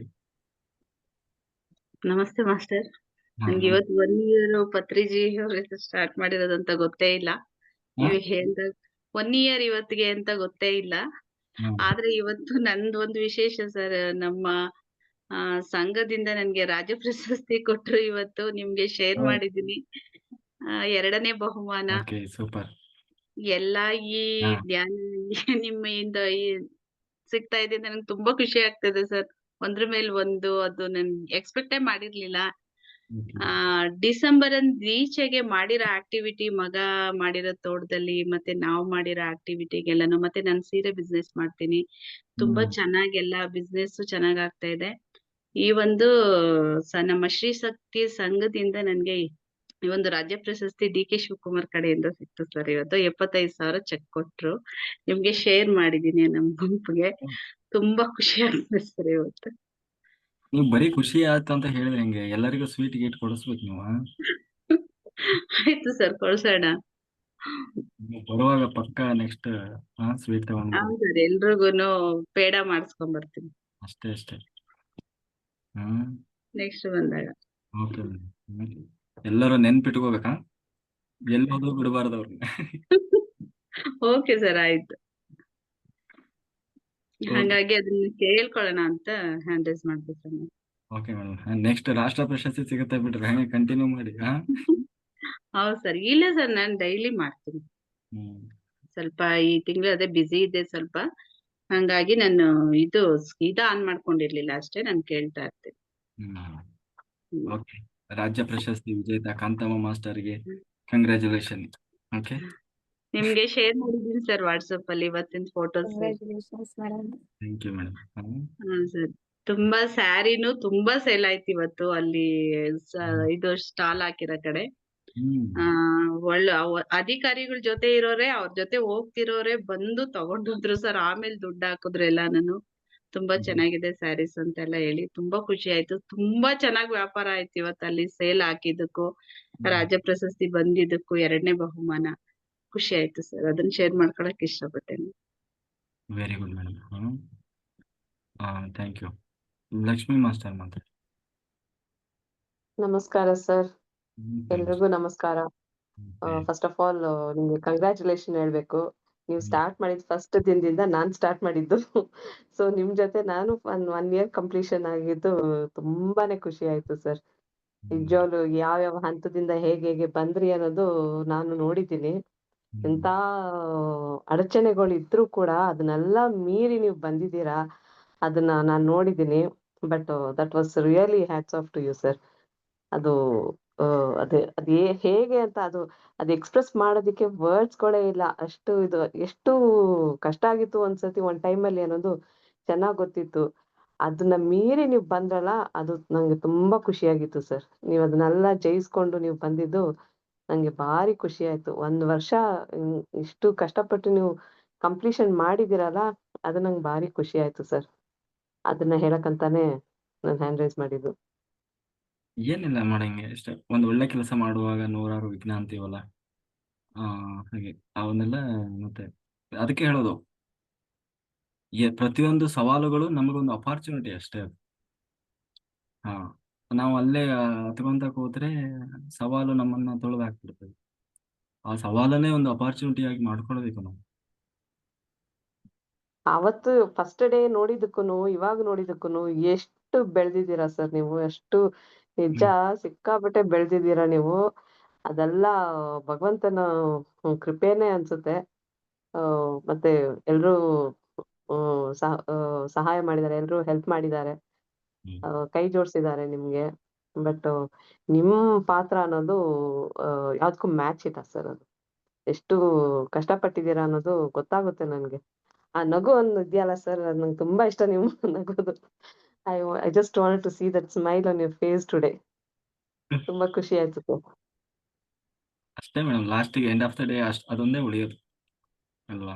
ಇನ್ನು ಎತ್ತರಕ್ಕೆ ಬೆಳಿತಾನೇ ಹೋಗ್ಲಿ ಸರ್ ನಿಮ್ಮ ಈ ಸಕ್ಸಸ್. ಇಷ್ಟಕ್ಕೆ ನಿಲ್ಲೋದ್ ಬೇಡ. ಇನ್ನು ಮುಂದೆ ಹೋಗ್ತಾ ಇನ್ನೂ ಎನ್ಲೈಟ್ಮೆಂಟ್‌ಗಳಾಗ್ಲಿ, ಇನ್ನೂ ಎತ್ತರಕ್ಕೆ ಹೋಗ್ಲಿ. ನಿಮ್ ಜೊತೆ ಇದ್ದವ್ರ್ದೆಲ್ರದು ಇದೇ ರೀತಿ ನಿಮ್ ತರಾನೇ ಎನ್ಲೈಟ್ಮೆಂಟ್‌ಗಳು ಆಗ್ತಾ ಹೋಗ್ಲಿ ಅಂತ ಬಯಸ್ತೀನಿ ಸರ್ ನಾನು. ನನ್ನ ಎಲ್ಲ ಕನಸಿದೆ ಮೇಡಮ್. ಅದು ಈಗ ಇನ್ನು ನೆಕ್ಸ್ಟ್ ಏನು ಲಾಸ್ಟಿಗೆ ಏನು ಉಳಿತದೆ ಅಂದ್ರೆ, ಕಳೆದ 70 ವರ್ಷದಿಂದ ನಿದ್ರೆಯನ್ನೇ ಮಾಡದ ಯೋಗಿ ಅನ್ನೋ ಹ್ಮ್. ಅನ್ನೋ ಸ್ಥಿತಿಗೆ ಹೋಗ್ಬೇಕು. ಅಷ್ಟು ಅದಾಗ್ಬೇಕು. ಆಮೇಲೆ ಲಾಸ್ಟಿಗೆ ನಾನ್ ಹೋಗುವಾಗ ಕೋಟ್ಯಾಂತರ ಜನರನ್ನ ಕರ್ಕೊಂಡು ಹೋಗ್ಬೇಕು ಇಲ್ಲಿಗೆ ಸತ್ಯಲೋಕಕ್ಕೆ. ಅಲ್ಲಿವರೆಗೂ ಹೋಗಲ್ಲ ನಾನು ಅಷ್ಟು ಸುಲಭದಲ್ಲಿ. ನಾವು ಬರ್ತೀವಿ ಸರ್ ನಿಮ್ ಜೊತೆ. ಎಲ್ಲರೂ ಹೋಗೋಣ, ಎಲ್ಲರೂ ಒಟ್ಟಿಗೆ ಇರೋಣ. ತುಂಬಾ ಚೆನ್ನಾಗಿತ್ತು ಸರ್. ಬೆಳಗ್ಗೆಯಿಂದ ಸಿಕ್ಕಾಪಟ್ಟೆ ಖುಷಿಯಲ್ಲಿತ್ತು ನನಗೆ. 18ನೇ ತಾರೀಕು ಯಾವತ್ ಬರುತ್ತೆ ಅಂತ ಕಾಯ್ತಾ ಇದ್ದೆ ನಾನು. ಹ್ಮ್ ಬಂತು. ಕಂಪ್ಲೀಷನ್ ಆಯ್ತಲ್ಲ ಅನ್ನೋದು ಏನೋ ಒಂಥರ ಖುಷಿ ಸರ್. ಅದು ಟ್ರಾಫಿ ಗೆದ್ದಿದ್ಕಿಂತ ಹೆಚ್ಚಿನ ಖುಷಿ ಅದು. 1 ಇಯರ್ ಮುಗ್ಸಿರೋದು. ಅದ್ಯಾಕೋ ಗೊತ್ತಿಲ್ಲ ನನ್ಗೆ.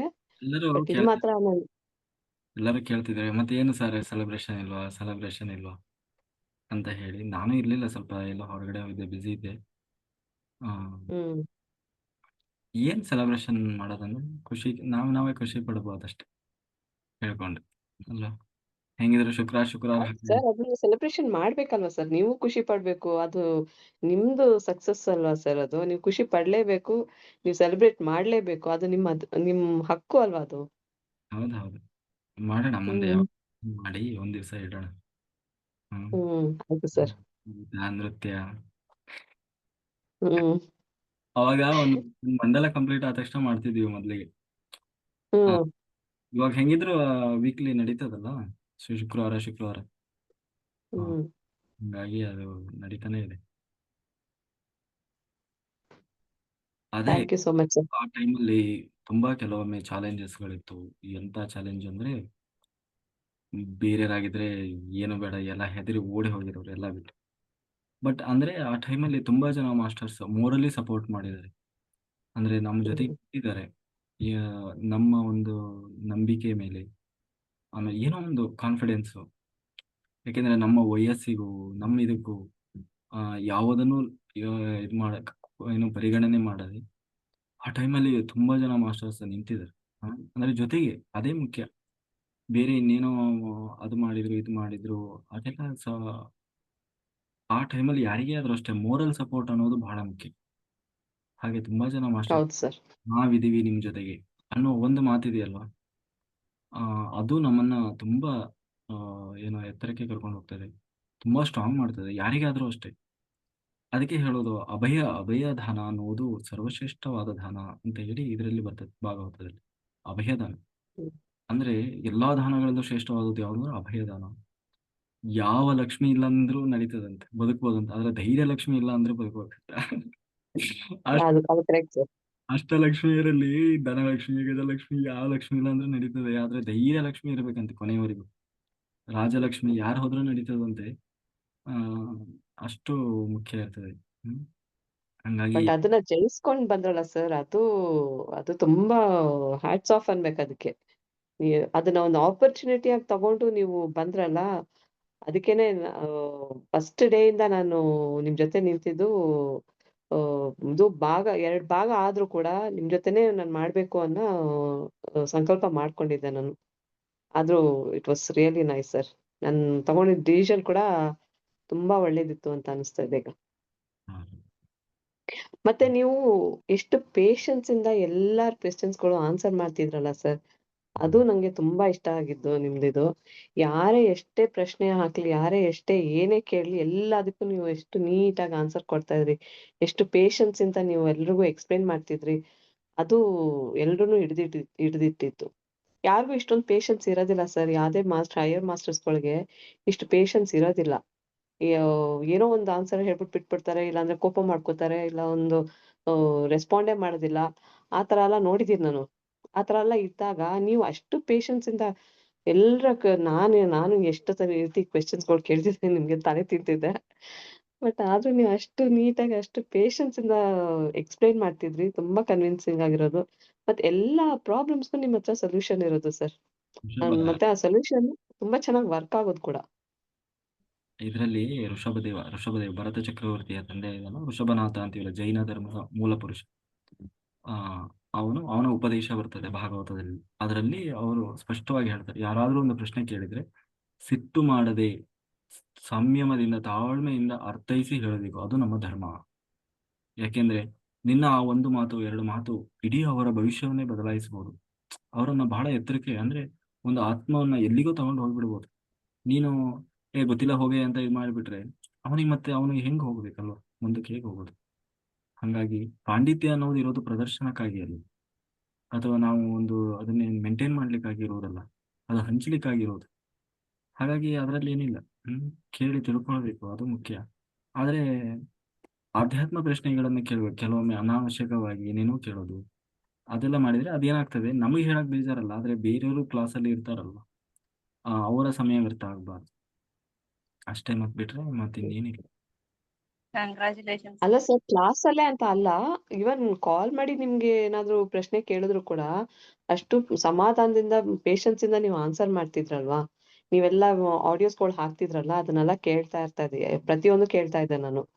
ಅಷ್ಟು ಪೇಶನ್ಸ್ ಇಂದ ಅಷ್ಟು ಒಳ್ಳೆ ರೀತಿಯಿಂದ ನೀವು ಎಕ್ಸ್ಪ್ಲೈನ್ ಮಾಡ್ತಿದ್ರಲ್ಲ, that was really very nice it is. ಅಷ್ಟು ಪೇಶನ್ಸ್ ಇರೋದಿಲ್ಲ ಸರ್ ಹೈಯರ್ ಮಾಸ್ಟರ್ಸ್ಗಳಿಗೆಲ್ಲ. Congratulations sir. Thank you Lakshmi madam, thank you. ಬೆಳಗ್ಗೆ ನೀವು ವಾಟ್ಸಪ್ಗೆ ಹಾಕಿದಾಗ ಬಹಳ ಖುಷಿ ಆಯ್ತು ಸರ್. Very good. ಎಷ್ಟು ಅಂದ್ರೆ ನಿಜ, ಲಕ್ಷ್ಮಿ ಮೇಡಮ್ನವ್ರು ಹೇಳಿದಂಗೆ ನಾನು ಬೇರೆ ಏನ್ ಹೇಳೋದಿಲ್ಲ. ಅವರು ಒಂದು ತಾಳ್ಮೆ ಜಾಸ್ತಿ ಇದೆ ಸರ್. ನಿಮ್ ಲೈಫ್ ಡಿಸೈನ್ ಅಷ್ಟೇ ಇದೆ ಅನ್ಸುತ್ತ. ಈ ಬೇರೆ ಯಾರಿಗೂ ಬರಕ್ ಸಾಧ್ಯ ಇಲ್ಲ. ಅಷ್ಟೇ. ಇಷ್ಟೊಂದ್ ತಾಳ್ಮೆ, ಇಷ್ಟೊಂದ್ ಸಹನೆ ಎಲ್ಲಾದ್ರಲ್ಲೂ ಒಂದು ಇದೆ ಅಲ್ವಾ, ಅದು ಬಹಳ ಗ್ರೇಟ್ ಸರ್. ನಾವ್ ನಿಮ್ ಜೊತೆ ಒಂದ್ ವರ್ಷ ಕಳೆದಿದ್ದೀವಿ ಅಂತಾನೆ ಗೊತ್ತಿಲ್ಲ. ಬೆಳಗ್ಗೆ ನೀವ್ ಹಾಕಿದಾಗ ನಾವ್ ಇಷ್ಟ ದಿನ ಇಷ್ಟು ಮಾಡಿದ್ವಾ ಅಂತೇಳಿ ಖುಷಿ ಪಟ್ಟಿ ಸರ್. ಬೆಳಗ್ಗೆ ಆ ಖುಷಿಗೆ ಫೋನ್ ಮಾಡಿದ್ದು ನಿಮ್ಗ. ಬೆಳಗ್ಗೆ ತುಂಬಾ ಖುಷಿ ಇದೆ ಸರ್. ನಿಮ್ ಜೊತೆ ಕಳಿತಿರೋ ಕ್ಷಣ, ನಾವ್ ನೈಟ್ ಯಾವಾಗ ಆಗುತ್ತಂತ ಕಾಯ್ತೀವಿ, ಟೈಮ್ ಯಾವಾಗ ಆಗುತ್ತಂತ ಕಾಯ್ತೀವಿ. ಇವಾಗ ನೀವ್ ಮೊದ್ಲೆಲ್ಲ ಹೇಳ್ತಿದ್ರಿ ಫಸ್ಟ್ ಮಂಡಲ ಮುಗಿಸ್ರಿ, ನೀವ್ ಆಮೇಲೆ ಹೇಳ್ತೀರಿ ನೈಟ್ ಯಾವಾಗ ಆಗುತ್ತ ಅಂತ ಕಾಯ್ತಿರಿ ನೀವೇ ಅಂತ ಹೇಳ್ತಿದ್ರಿ. ನಮ್ಗೆ ಇವಾಗ ಹಂಗೆ ಅನಿಸ್ತಿದೆ ಸರ್. ನಿಮ್ ನಗು, ನಿಮ್ಮ ಒಂದು ಜ್ಞಾನ ಧ್ಯಾನ ಎಲ್ಲಾನು ಪಡ್ಕೊಂಡಿದೀವಿ. ನಾವೇ ಗ್ರೇಟ್ ಸರ್, ನಿಮ್ಮಂತವ್ರನ್ನ ಪಡೆದಿದ್ದಕ್ಕೆ. ತುಂಬಾ ಥ್ಯಾಂಕ್ ಯು. Thank you. ಇಷ್ಟು ಚಿಕ್ಕ ವಯಸ್ಸಲ್ಲಿ ಇಷ್ಟು ಒಳ್ಳೆ ನಾಲೆಜ್ ಇದೆಯಲ್ಲ ಸರ್ ನಿಮ್ದು, ನಿಜವಾಗ್ಲೂ. ನೀವು ಮಾತಾಡ್ತಾ ಇದ್ರೆ ಅದನ್ನ ಕೇಳ್ತಾ ಇರ್ಬೇಕು ಅಂತ ವಯಸ್ಸು ಅನ್ಸುತ್ತೆ. ಚಿಕ್ಕದಿರ್ಬೋದು ಮೇಡಮ್, ಅವರು ಅದು ಸೋಲ್ ದೊಡ್ಡದಿದೆ. ಹಾ, ಕರೆಕ್ಟ್ ಮೇಡಮ್. ಮೂರ್ತಿ ಚಿಕ್ಕದು, ನಮ್ಗೆ ಎದುರಿಗೆ ಕಾಣೋದು ಚಿಕ್ಕದು, ಆದ್ರೆ ಅದು ಸೋಲ್ ದೊಡ್ಡದು ಇದೆ ಮೇಡಮ್.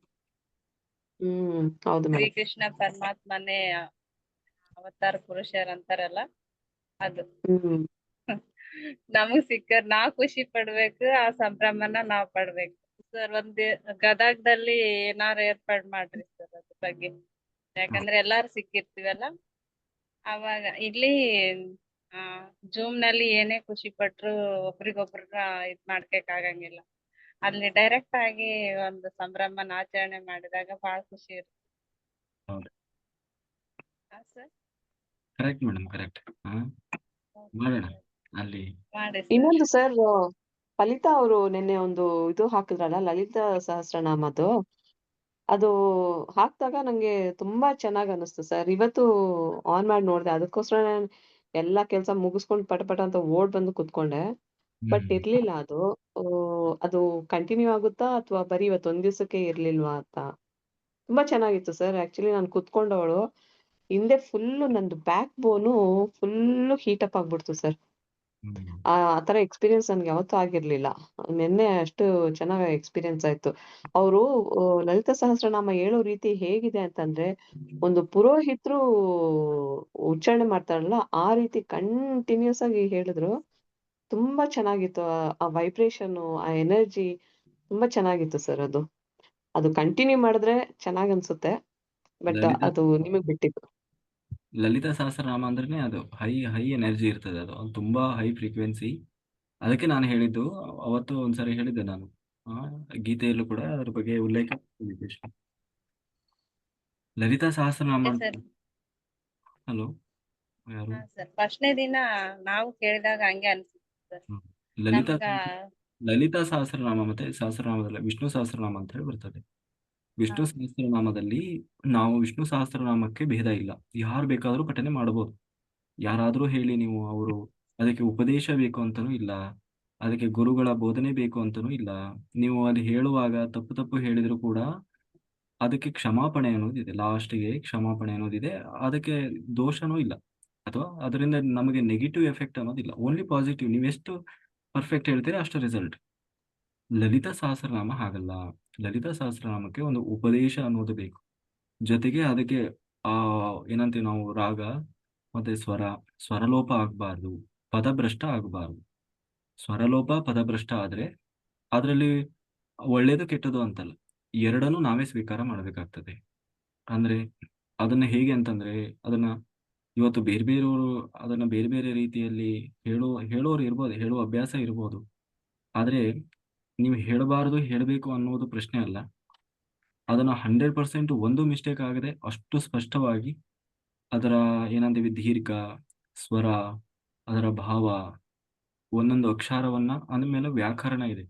ಸಂಸ್ಕೃತವನ್ನ ಯಾಕೆಂದ್ರೆ ಅದು ಲಲಿತ ಸಹಸ್ರನಾಮ ಅನ್ನುವುದು ವ್ಯಾಕರಣ, ಮತ್ತೆ ಅದರಲ್ಲಿ ತುಂಬಾ ಬೀಜ ಮಂತ್ರಗಳಿದೆ. ಆ ಬೀಜ ಮಂತ್ರಗಳನ್ನೆಲ್ಲ ಹೇಳುವಾಗ ಆ ವ್ಯಾಕರಣವನ್ನ ಬದ್ಧವಾಗಿ ಹೇಳಬೇಕು ನೀವು. ಯಾಕೆಂದ್ರೆ ಅದು ಓದೋದಲ್ಲ, ಹೇಳೋದು. ಅದು ನಮ್ಮೊಳಗಿಂದ ಹೇಳೋದು. ಸ್ವರ ಇಲ್ಲಿ ಕೆಲವೊಂದು ಹುಕ್ಕಳಿಂದ ಬರಬೇಕು, ಕೆಲವರಿಲ್ಲ ಅನಾಹತ ಎದೆಯಿಂದ ಬರಬೇಕು, ಕೆಲವು ಅಕ್ಷರ ಕೆಲವೊಂದು ಇಲ್ಲಿಂದ ಬರಬೇಕು, ಕೆಲವೊಂದು ಬರೀ ಮೂಗಿನಲ್ಲಿ ಬರಬೇಕು, ಕೆಲವರು ಭ ಅಂದ್ರೆ ಆ ಆ ಒಂದು ಇದು ಬರಬೇಕು, ವೈಬ್ರೇಷನ್.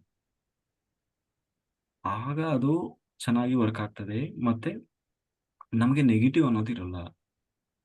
ಇಲ್ಲ ಅಂದ್ರೆ ಏನಾಗ್ತದೆ, ಆಮೇಲೆ ದೇವಿಯಲ್ಲಿ ಆ ಒಟ್ಟು ಬೇರೆ ಬೇರೆ ರೂಪಗಳು ಬರ್ತದೆ. ಎಲ್ಲವೂ ತುಂಬಾ ಭಯಾನಕ ಮತ್ತೆ ಅಗ್ರೆಸಿವ್ ರೂಪಗಳು. ಅದರಲ್ಲಿ ಬಹಳ ಸೌಮ್ಯ ರೂಪದಲ್ಲಿರೋದು ಅಂತಂದ್ರೆ ಲಲಿತಾ. ಅದನ್ನ ಶಂಕರಾಚಾರ್ಯರು ಲಲಿತಾ ಒಂದು ಕಾನ್ಸೆಪ್ಟ್ ಅಲ್ಲಿ ಇಟ್ಟು ಲಲಿತೆಯನ್ನ ಆರಾಧನೆ ಮಾಡ್ಲಿಕ್ಕೆ ಇದ್ ಮಾಡಿದ್ದಾರೆ. ಅದರಲ್ಲಿ ಅದರ ವರ್ಣನೆ ಈ ಸೌಂದರ್ಯ ಲಹರಿ ಅದರಲ್ಲೆಲ್ಲ ಬರ್ತದೆ. ಹಾಗೆ ಆ ಲಲಿತಾ ಸಹಸ್ರನಾಮ ಅನ್ನೋದು ಕೂಡ ಹಾಗೆ. ಅದು ಎಷ್ಟು ಒಳ್ಳೆಯದೋ, ನಾವು ಒಂದ್ ವೇಳೆ ಅದನ್ನ ಸರಿಯಾಗಿ ಪಾಲಿಸ್ತಾ ಇದ್ರೆ ಅಷ್ಟೇ ಡೇಂಜರು ಕೂಡ ಹೌದು. ಹಾಗಾಗಿ ನಮಗೆ ಆ ಕಾನ್ಫಿಡೆನ್ಸ್ ಇಲ್ಲ ಅಂದ್ರೆ ಅದಕ್ಕೆ ಕೈ ಹಾಕಕ್ ಹೋಗಬಾರ್ದು. ನಾನು ಕೂಡ ಅದನ್ನ ಯಾವತ್ತೂ ಪಠನೆ ಕಲ್ತಿದ್ದೀನಿ, ಇಲ್ಲ ಅಂತಲ್ಲ. ಆದ್ರೆ ಆ ನಿತ್ಯ ಹೇಳುವ ಅಭ್ಯಾಸ ನಾನು ಯಾವತ್ತೂ ಮಾಡ್ಲಿಲ್ಲ. ಆದ್ರೆ ವಿಷ್ಣು ಸಹಸ್ರನಾಮ ನಾನು ಯಾವಾಗ್ಲೂ ಹೇಳ್ತಿದ್ದೆ, ಈಗ ಸ್ಟಾಪ್ ಮಾಡಿದ್ದೀನಿ ಅಷ್ಟೇ. ಆ ಅದರಲ್ಲಿ ಅದು ಶ್ರೇಷ್ಠ ಇದು ಶ್ರೇಷ್ಠ ಅಂತಲ್ಲ. ಮತ್ತೆ ಲಲಿತಾ ಸಹಸ್ರನಾಮದಲ್ಲಿ ಒಂದ್ ಸ್ವಲ್ಪ ಬೇಗ ರಿಸಲ್ಟ್ ಇರ್ತದೆ, ಬೇಗ ರಿಸಲ್ಟ್ ಮತ್ತೆ ಕೆಲಸ ಮಾಡ್ತದೆ, ಅದು ಬೇಗ ಬೇಗ ಕೆಲಸ ಮಾಡ್ತದೆ. ಆ ಆ, ಆಮೇಲೆ ಹಾಗೆ ನಾನು ಹೇಳಿದ್ನಲ್ಲ, ಅಷ್ಟು ಆ ಪರ್ಫೆಕ್ಟ್ನೆಸ್ ಅನ್ನೋದಿರ್ಬೇಕು. ಅದು ಒಬ್ಬರೇ ಹೇಳ್ಕೊಳ್ಳುವಾಗ ಸಮಸ್ಯೆ ಇಲ್ಲ, ಅವ್ರಿಗಷ್ಟೇ ಅದು ಹೆಚ್ಚು ಕಡಿಮೆ ಆದ್ರೆ ಅವರಿಗಷ್ಟೇ ಅದು. ಆದ್ರೆ ನಾವು ಒಂದು ಗ್ರೂಪ್ಗೆ ಅಂತ ಹೇಳುವಾಗ ಹೆಚ್ಚು ಕಡಿಮೆ ಆದ್ರೆ ಎಲ್ಲರಿಗೂ ಅದು ಎಫೆಕ್ಟ್ ಆಗ್ತದಲ್ಲ. ಅದ್ರ ಬಗ್ಗೆ ನಾವು ಸ್ವಲ್ಪ ಯೋಚನೆ ಮಾಡಬೇಕಲ್ಲ, ಕರೆಕ್ಟಾ? ಅಂದ್ರೆ ನನ್ಗೆ ಲಲಿತ ಸಹಸ್ರನಾಮ ಅನ್ನೋದು ಇದುವರೆಗೂ ಯಾವತ್ತೂ ಕೇಳಿದ್ದಿಲ್ಲ ನಾನು. ಇದೇ ಫಸ್ಟ್ ಟೈಮ್ ನಾನು ಕೇಳಿದ್ದಿತ್ತು.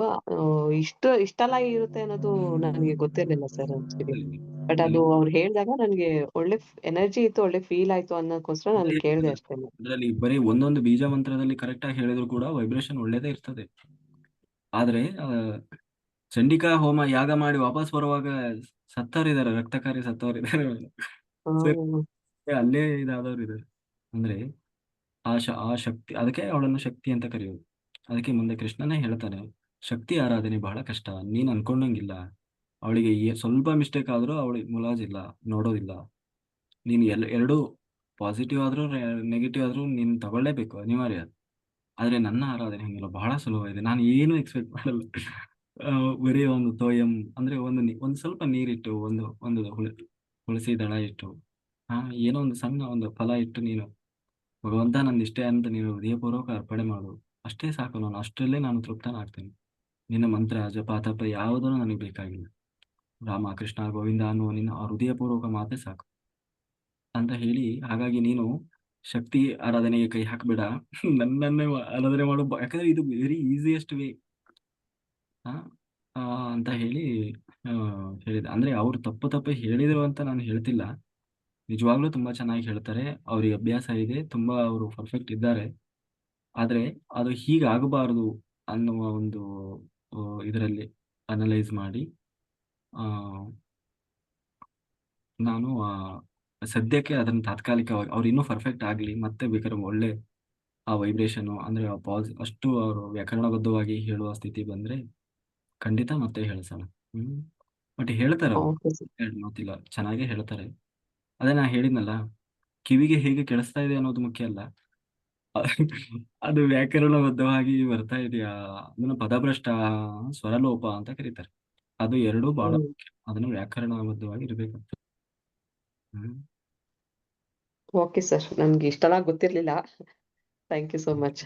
Thank you. Thank thank you. You.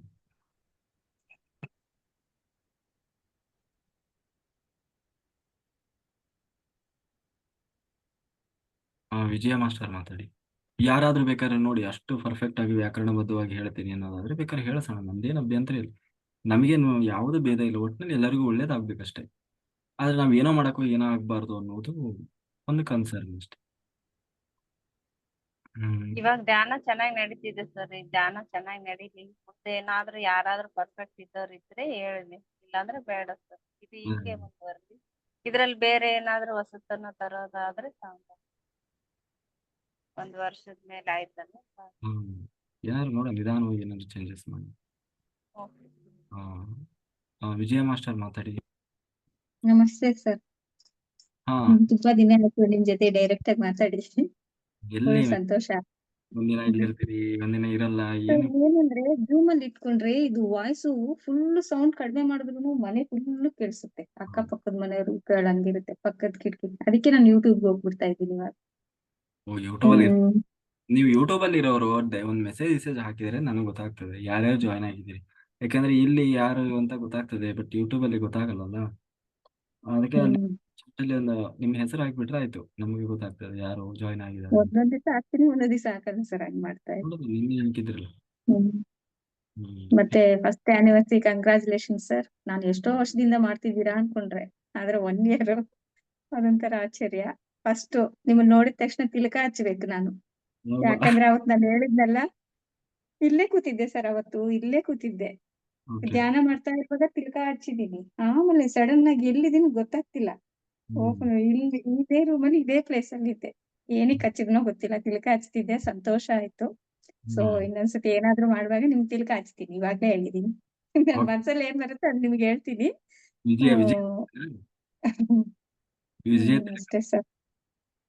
ವಿಜಯ, ನೀವು ನೋಡಿ, ಅದಕ್ಕೆ ಕಂಗ್ರಾಚುಲೇಷನ್ಸ್. 1 year ಆಗಿದೆ, ಅದು ಸೂಚನೆ ಏನೋ ಕೊಟ್ಟಿದೆ. ಮತ್ತೆ ಮಾರ್ನಿಂಗ್ ಸರ್ ನನಗೆ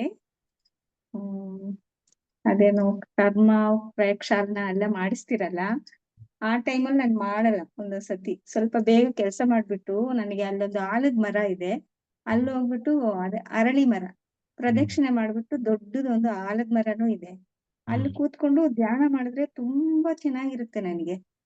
ಸೊ ಏನ್ ಮಾಡ್ತೀನಿ ಅಂದ್ರೆ, ಬೆಳಗ್ಗೆ ಏನ್ ಮಾಡ್ಬಿಟ್ಟು ಸ್ವಲ್ಪ ಆಫ್ ಮಾಡ್ಬಿಟ್ಟು, ನೀವು ಎಕ್ಸರ್ಸೈಸ್ ಮಾಡಿಸ್ತೀರಲ್ಲ ಅದನ್ನ ಅಲ್ಲಿ ಹೋಗಿ ಪ್ರದಕ್ಷಿಣೆ ಮಾಡಿ, ನೀವೇನೇನ್ ಎಕ್ಸರ್ಸೈಸ್ ಮಾಡಿಸ್ತೀರೋ ಅಲ್ಲಿ ಮಾಡ್ಬಿಟ್ಟು ಮತ್ತೆ ಧ್ಯಾನ ಕೂತ್ಕೊಂತೀನಿ. ಮನೆಗೆ ಬರೋಕ್ ಮನ್ಸು ಬರಲ್ಲ ಸರ್ ನನಗೆ. ಮತ್ತೆ ಅಲ್ಲಿ ತುಂಬಾನೇ ಚೆನ್ನಾಗಿರುತ್ತೆ. ಅಲ್ಲಿ ಗಿಡ ಮರಗಳು ತುಂಬಾ ಇದೆ ಸುತ್ತಮುತ್ತಲು.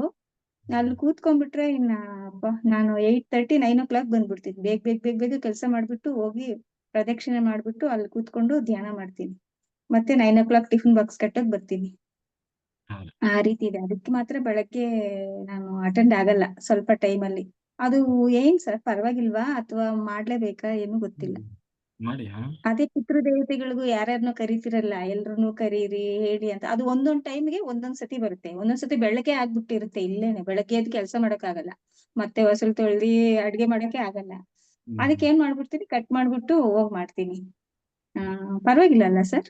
ಮಾಡಿ. ಒಟ್ಟಲ್ಲಿ ಧ್ಯಾನ ಅಂತೂ ನಾನು ಮಾಡ್ತಾನೆ ಇದ್ದೀನಿ. ಯಾವಾಗ ಟೈಮ್ ಸಿಗುತ್ತೋ ಅವಾಗೆಲ್ಲ ಧ್ಯಾನ ಮಾಡ್ತಾ ಇದ್ದೀನಿ. Okay madam. ನಾನು ಇದೇನೇ ಮನಸ್ಸೇ ಹಂಗಾಗ್ಬಿಟ್ಟಿದೆ ನನಗೆ. ಟೈಮ್ ಸಿಕ್ತಾ ಯೂಸ್ ಮಾಡ್ಕೊ, ಧ್ಯಾನ ಮಾಡು, ಇಲ್ಲ ಏನಾದ್ರು ಮುಗಿಸೋದು. ಅಷ್ಟೇ ಕಲೆಕ್ಟ್ ಮಾಡ್ಕೊ ಎಲ್ಲಾ ನಾಲೆಡ್ಜ್ನ. ವೇಸ್ಟ್ ಅದನ್ನ ಯೂಸ್ ಮಾಡ್ತಾ ಇದ್ದೀನಿ. ವೇಸ್ಟ್ ಮಾಡಬಾರ್ದು. ಅವಕಾಶ ಅಪಾರ್ಚುನಿಟಿಯನ್ನ ಹ್ಮ್ ವೇಸ್ಟ್ ಮಾಡಬಾರ್ದು. ಬೇರೆ ಏನೇನು ಅದನ್ನೇ ಹೇಳಿದೆ, ಕರ್ಮ ವಿಕರ್ಮ ಅಕರ್ಮ. ಅಕರ್ಮ ಮಾಡಬಾರ್ದು ಅಷ್ಟೇ. ಹೆಚ್ಚಿಗೆ ಕರ್ಮ ಮಾಡುವಾಗ ಕೆಲವು ವಿಕರ್ಮ ಆದ್ರೂ ಪರವಾಗಿಲ್ಲ, ಆದ್ರೆ ಅಕರ್ಮ ಮಾಡಕ್ ಹೋಗ್ಬಾರ್ದು. Okay sir. ಅದೇ ಎಕ್ಸರ್ಸೈಸ್ ನೀವ್ ಮಾಡ್ಸೋದೆಲ್ಲ ಅಲ್ಲಿ ಹೋಗಿ ಮಾಡ್ತೀನಿ ನಾನು. ಆ ಮರದ ಕೆಳಗಡೆ ಎಕ್ಸರ್ಸೈಸ್ ಮಾಡಿ, ಮತ್ತೆ ಅಲ್ಲೊಂದು ಕಲ್ಲಿದೆ, ಅದ್ರ ಹತ್ರ ಕೂತ್ಕೊಂಡು ಧ್ಯಾನ ಮಾಡ್ತೀನಿ. Very good. ಅದಕ್ಕೆ ಸರ್ ಅದಕ್ಕೆ ಕೇಳಕ್ ಬಂದೆ. ಮತ್ತೆ ಅದೇ ಸರ್, ಇಲ್ಲಿ ಈ ಪ್ಲೇಸ್ ಅಲ್ಲಿ ಏನೋ ನನಗೆ ಒಂಥರ ಆಗುತ್ತೆ ಈ ಪ್ಲೇಸ್. ಹ್ಮ್ ಅದೇ ಮತ್ತೆ ಅವತ್ತೊಂದ್ ದಿವಸ ಧ್ಯಾನ ಮಾಡ್ತಿದ್ದೆ, ಎಲ್ಲ ಏನೋ ಹೂವಿನ ಗಿಡ ಇತ್ತು, ದೊಡ್ಡದಿದೆ. ಇಲ್ಲಿ ಫುಲ್ ರೌಂಡ್ ವೈಟ್ ಕಲರ್ ಬಂತು, ಹಿಂಗೆ ಬಂದು ಹಿಂಗ್ ಆಯ್ತು. ಹ್ಮ್ ಏನಂತ ಗೊತ್ತಿಲ್ಲ, ಸುಮ್ನೆ ಹಂಗೆ ಧ್ಯಾನ ಮಾಡ್ತಿದ್ದೆ. ಒಟ್ಟಲ್ಲಿ ಫುಲ್ ಸಂತೋಷವಾಗಿದ್ದೆ ಅವತ್ತು. ನನ್ ಧ್ಯಾನ ಮಾಡಕ್ ಇಷ್ಟ, ಅಂದ್ರೆ ಟೈಮ್ ಏನ್ ಮಾಡೋದು ನನ್ಗೆ ಅವಾಗ ಅನ್ನಿಸ್ತು. ಒಂದೊಂದ್ಸತಿ ಅನ್ಸುತ್ತೆ, ನಾನು ಹುಡ್ಗ ಆಗಿದ್ರೆ ಈ ಅಡ್ಗೆ ಮಡಿಗೆ ಬಡ್ಗೆ ಅದೆಲ್ಲ ಮಾಡೋದ್ ಬಿಟ್ಬಿಟ್ಟು ಆರಾಮ್ಸೆ. ಸರ್ ನನ್ಗೆ ಇನ್ನೊಂದು ಆಸೆ ಏನ್ ಗೊತ್ತಾ, ನಿಮ್ ಜೊತೆ 41 days ನಿಮ್ ಜೊತೆನೆ ಕೂತ್ಕೊಂಡು ಧ್ಯಾನ ಮಾಡ್ಬೇಕು ಅನ್ನೋದು ಆಸೆ ಬಂದ್ಬಿಟ್ಟೈತೆ. ಆಯ್ತು. ಎದುರುಗಡೆ ಇರ್ತಿರಲ್ಲ ಒಂದು, ಏನೋ ನನ್ಗೆ ಆಸೆ ಸರ್. ಹೌದೌದು. ನಿಜವಾಗ್ಲು ನಿಮ್ ಎದುರುಗಡೆ ಗುರು ಜೊತೆ ಶಿಷ್ಯ ಕೂತ್ಕೊಂಡ್ ಮಾಡಿದ್ರೆ ಇನ್ನೂ ಒಂಥರ ಪವರ್ ಅಲ್ವಾ, ಅಟ್ರಾಕ್ಟ್ ಆಗುತ್ತಲ್ಲ. ಆ ರೀತಿ ಆಸೆ ಇದೆ. ಒಂದ್ಸತಿ ಜೀವನದಲ್ಲಿ ಮಾಡ್ತೀನಿ ಸರ್, ನಿಮ್ ಜೊತೆನೆ ಕೂತ್ಕೊಂಡು. ನೀವು ಓಕೆ ಸರ್. ಇಷ್ಟೇ ನನ್ನ ಎಕ್ಸ್ಪೀರಿಯನ್ಸು. ಒಟ್ಟಲ್ಲಿ ಒಳ್ಳೇದಾಗ್ತಿದೆ. ನೋಡೋಣ ಇನ್ನ ಮುಂದಕ್ಕೆ ಏನಾಗುತ್ತೆ ಗೊತ್ತಿಲ್ಲ. ಆಗುತ್ತೆ ಮೇಡಮ್. ಒಳ್ಳೇದಾಗುತ್ತೆ, ಮಾಡಿ. ಸರ್ ಮತ್ತೆ ಕಾಸಿಗೆ ನಾನು ಅವಾಗ ಹೋಗಿದ್ನಲ್ಲ ಸರ್ ಪ್ರಯಾಗ್ಗೆ, ಯಾವಾಗ್ಲೂ ಈಶ್ವರ ಮೇಲೆ ಕೋಪ ಮಾಡ್ಕೊಂತಾನೆ ಇದ್ದೆ. ಅಯ್ಯೋ ನಾನ್ ಬಂದೆ, ಅಲ್ಲಿ ಬರೋಕ್ಕಾಗಿಲ್ಲ, ನನ್ ಒಳಗಡೆನೆ ಸೇರ್ಸ್ಕೊಂಡಿಲ್ಲ, ಹಂಗೆ ಬಂದ್ಬಿಟ್ಟು ಯಾವಾಗ್ಲೂ ಮಾತಾಡೋದು ಮನ್ಸದ್ ಹಂಗೇನೆ. ಶಿವ ಪಾರ್ವತಿ ಅಪ್ಪ ಅಮ್ಮನೇ ಕೂಗೋದು ನಾನು. ಹಿಂಗೆ ನೋಡ್ತೀನಿ, ಕೋಪ ಮಾಡ್ಕೊಂಡಿರ್ತೀನಿ. ಇವಾಗ ನೋಡಿ ನೀವು ಕಾಶಿಯಲ್ಲೇ 9 days ಇರ್ಬೇಕು ಅಂದ್ರಲ್ಲ, ಅದು ಇಷ್ಟ ಆಯ್ತು. ಅದಕ್ ಬಂದ್ಬಿಡ್ತೀನಿ ನೋಡಿ. ಬಂದು 9 days ಧ್ಯಾನ ಮಾಡ್ತೀನಿ. ಬಹಳ ಲಿಮಿಟೆಡ್ ಇದಾವೆ, 120 ಸೀಟ್ಸ್ ಅಷ್ಟೇ ಇರೋದು. ಸರ್ ನಾನ್ ಬಂದೇ ಬರ್ತೀನಿ, ಇವಾಗ್ಲೇ ಹೇಳ್ಬಿಟ್ಟಿದೀನಿ. ಗದಗ ಧ್ಯಾನ ಯಜ್ಞ ಆದ್ಮೇಲೆ ರಿಜಿಸ್ಟ್ರೇಷನ್ ಸ್ಟಾರ್ಟ್ ಮಾಡ್ತೀವಿ. ಮೊದಲು ಯಾರು ರಿಜಿಸ್ಟ್ರೇಷನ್ ಅದೆಲ್ಲ ಇಲ್ಲ, ಮೊದಲು ಯಾರು ರಿಜಿಸ್ಟ್ರೇಷನ್ ಮಾಡ್ಕೊಳ್ತಾರೆ ಅವರಿಗೆ ಮೊದಲ ಆದ್ಯತೆ. ಯಾಕೆಂದ್ರೆ ಅಲ್ಲಿ ನಮಗೆ ಕೆಪಾಸಿಟಿ ಇರೋದೇ ಅಷ್ಟು. ಯಾಕೆಂದ್ರೆ ಅಲ್ಲಿ ಬೇರೆ ನಮಗೆ ಸದ್ಯಕ್ಕೆ ಬೇರೆ ತುಂಬಾ ಇಷ್ಟ 120. ಅದ್ರ ಮೇಲೆ ಬೇಕಾದ್ರೆ ಒಂದು 5-6 ಜನ ಹೆಚ್ಚು ಕಡಿಮೆ ನಡೀತದೆ. ಆಮೇಲೆ ನೋಡೋಣ. ಆಮೇಲೆ ಬಂದು ನನಗೆ ಅದಿಲ್ಲ ಇದಿಲ್ಲ ಅಂತ ಹೇಳಂಗಿಲ್ಲ. ಸರ್ ನಾನಂತೂ ಇವತ್ತೇ ಹೇಳ್ಬಿಟ್ಟಿದೀನಿ, ಅಕಸ್ಮಾತ್ ನೋಡಿಲ್ಲ ಅಂದ್ರೂ ಪರವಾಗಿಲ್ಲ, ಎಲ್ರ ಮುಂದೆನೆ ಹೇಳ್ತಾ ಇದೀನಿ, ನಾನಂತೂ ಬರ್ತೀನಿ. Okay madam. Thank you. Okay sir. Ready ಆಗ್ರಿ ಎಲ್ಲ. Okay sir. ಹಣಕಾಸು ಯಾರಿಗಾದ್ರೂ ಹೆಚ್ಚು ಕಡಿಮೆ ಆದ್ರೂ ಪರವಾಗಿಲ್ಲ, ಅದ್ರ ಬಗ್ಗೆ ಎಲ್ಲ ಯೋಚನೆ ಮಾಡಬೇಡಿ. ಆಸಕ್ತಿ ಮುಖ್ಯ ಅಷ್ಟೇ. ಎಲ್ಲರಿಗೂ ಹೆಂಗೋ ನಾವೇ ವ್ಯವಸ್ಥೆ ಮಾಡ್ಕೊಂಡು ಹೋಗೋಣ. ಸರ್ ಟ್ರೈನ್ ಅಲ್ಲಿ ಬರ್ಬೋದಲ್ಲ ಸರ್? ಸೆಕೆಂಡ್ಗೆ ಅಲ್ಲಿ ಬಂದು ಸೇರ್ಬೇಕಲ್ವಾ? ಇವಾಗ್ಲೇ ರಿಜಿಸ್ಟ್ರೇಷನ್ ಮಾಡಿ ಇಟ್ಕೊಂಡ್ಬಿಡೋದು. ಅದೇ ಎಲ್ಲ ನಾವು ಮೊದಲೇ ಎಲ್ಲ ಪ್ಲಾನಿಂಗ್ ಬೇಕಾಗ್ತದೆ. ಅದಕ್ಕಾಗಿ ನಾವು ಮೊದಲೇ ಅಲ್ಲಿ ಸ್ಟಾರ್ಟ್ ಮಾಡಿದ್ವಿ. ವಿಜಯ ಸಾರಿ ಯಾರು ಹರಿಪ್ರಿಯಾ ಮಾಸ್ಟರ್ ಮಾತಾಡಿ. ಸರ್ ಟೈಮ್ ಇದೆಯಾ ಸರ್? ಇಲ್ಲ, ನಾನು ಎಕ್ಸ್ಪೀರಿಯನ್ಸ್ ಶೇರ್ ಮಾಡ್ತೀರಾ? ನಾಳೆ ಮಾಡಿ. ನಾಳೆ ಮಾಡಿ. ಪದ್ಮಾ ಮಾಸ್ಟರ್ ಮಾತಾಡಿ. ಎಲ್ಲ ಹೊಟ್ರು ಪದ್ಮಾ ಮೇಡಮ್.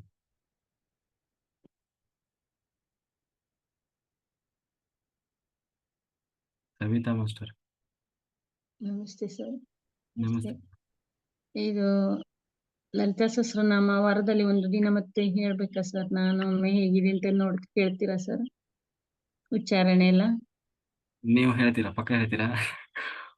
ಪಕ್ಕ ಹೇಳ್ತೇನೆ ಅಂತ ನೀವು ಕೇಳಿ ಆಮೇಲೆ ಹೇಳಿ ಸರ್. ನನಗೆ ಗೊತ್ತಿಲ್ಲ, ನಾನು ಪಕ್ಕ ಅಂತ ಯೋಚನೆ ಮಾಡಿದ್ದೇನೆ, ನಂದು ಗೊತ್ತಿಲ್ಲ ಸರ್. ಕಾನ್ಫಿಡೆನ್ಸ್ ಇರ್ಬೇಕು, ನಿಮಗೆ ಇರ್ಬೇಕು ಮೊದಲು. ನಾನು ಹೇಳೋದಲ್ಲ, ನಿಮಗೆ ಆ ಕಾನ್ಫಿಡೆನ್ಸ್. ಅಂದ್ರೆ ಪುರೋಹಿತರು ಒಬ್ರು ಮುಂದೆ ಹೇಳುವಾಗೆಲ್ಲ ಚೆನ್ನಾಗಿ ಹೇಳ್ತೀರಿ, ಉಚ್ಚಾರಣೆ ಸರಿ ಇದೆ ಅಂತ ಹೇಳಿದ್ದಾರೆ ಸರ್.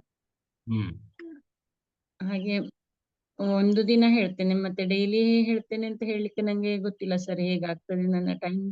ನೋಡೋಣ, ಒಂದಿನ ಹೇಳಿ, 2 ದಿನ, ಒಂದೆರಡು ದಿನ. ಆಮೇಲೆ ಹೇಳೋಣ. ಮತ್ತೆ ಆಮೇಲೆ ಬೇಜಾರಾಗ್ಬಾರ್ದು ನಮಗೆ ಬೇಡ ಅಂದ್ರು ಅಂತ.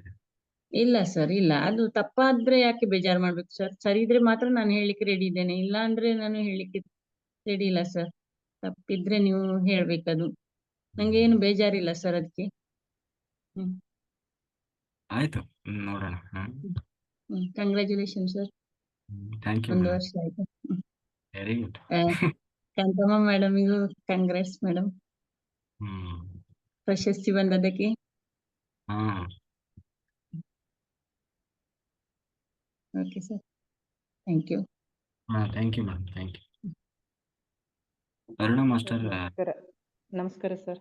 ನಮಸ್ತೆ ಮೇಡಮ್. ಇವರು ಇಂದ ಹೇಳ್ತಾ ಇದ್ದೀರಿ ಸವಿತಾ ಮಾಸ್ಟರು? ನಾನು ತುಂಬಾ ಸಮಯದಿಂದ ಹೇಳ್ತಾ ಇದ್ದೆ ಸರ್, ಆದ್ರೆ ಈಗ ಮಧ್ಯದಲ್ಲಿ ಮಾತ್ರ ಸ್ವಲ್ಪ ಬಿಟ್ಟಿದ್ದೇನೆ, ಈಗ ಒಂದು 3-4 ವರ್ಷದಿಂದ ಈಚೆಗೆ. ಇಲ್ಲಾಂದ್ರೆ ಒಂದು 10 ವರ್ಷ ಎಲ್ಲ ಹೇಳಿರ್ಬೇಕು ನನ್ನ ಮನೆಯಲ್ಲಿ ಡೈಲಿ ಹೇಳ್ತಿದ್ದೆ ಸರ್. ಬಟ್ ರಿಸಲ್ಟ್ ಆಗಿದೆ ನಿಮ್ಗೆ?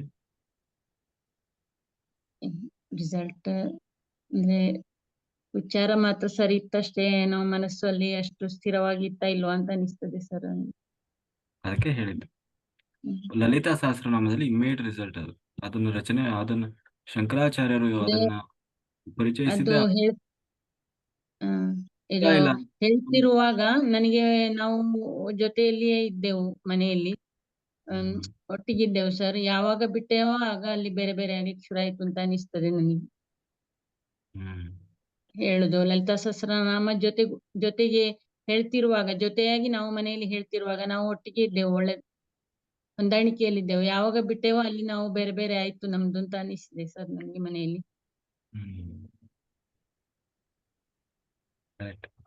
Okay madam. ಸರ್ ನಮಸ್ಕಾರ.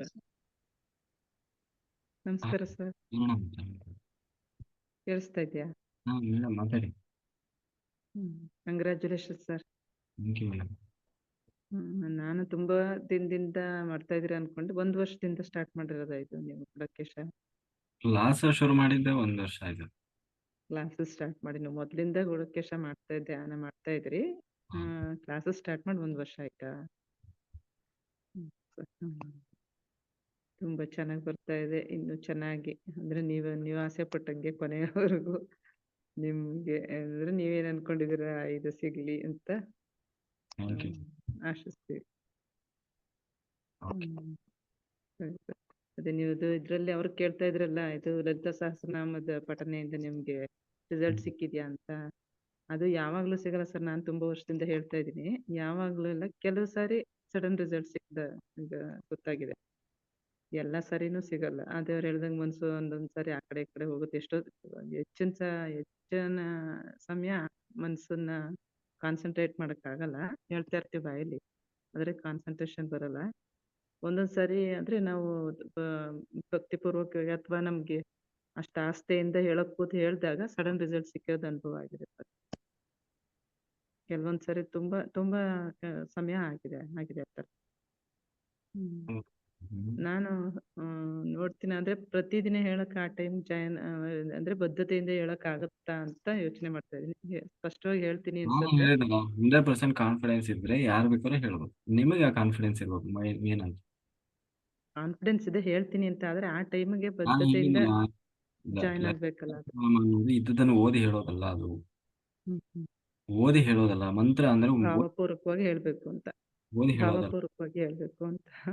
ಅದಕ್ಕೆ ವ್ಯಾಕರಣ ಅನ್ನೋದಿದೆ. ವ್ಯಾಕರಣಬದ್ಧವಾಗಿ ಹೇಳಿದೆ. ನೀವು ಮೆಕ್ಯಾನಿಕಲ್ ಆಗಿ ನೀವು ಹೆಂಗಾದ್ರೂ ಮಾಡ್ಬೋದು. ಅದಕ್ಕೆ ಯಾರೇನ್ ಪ್ರಶ್ನೆ ಮಾಡೋರಿಲ್ಲ. ಗುಂಪಲ್ ಗೋವಿಂದ ಅಂತ ಹೇಳೋರು ಇದಾರೆ. ಎಲ್ಲರೂ ಸೇರ್ಕೊಂಡು ಮಾಡ್ತಾರೆ, ಅವ್ರ ಜೊತೆ ನಾವು ಸೇರ್ಕೊಂಡು ಹೇಳೋರು ಇದ್ದಾರೆ. ನಾನು ಅದನ್ನ ಹೇಳ್ತೆ ಯಾಕೆಂದ್ರೆ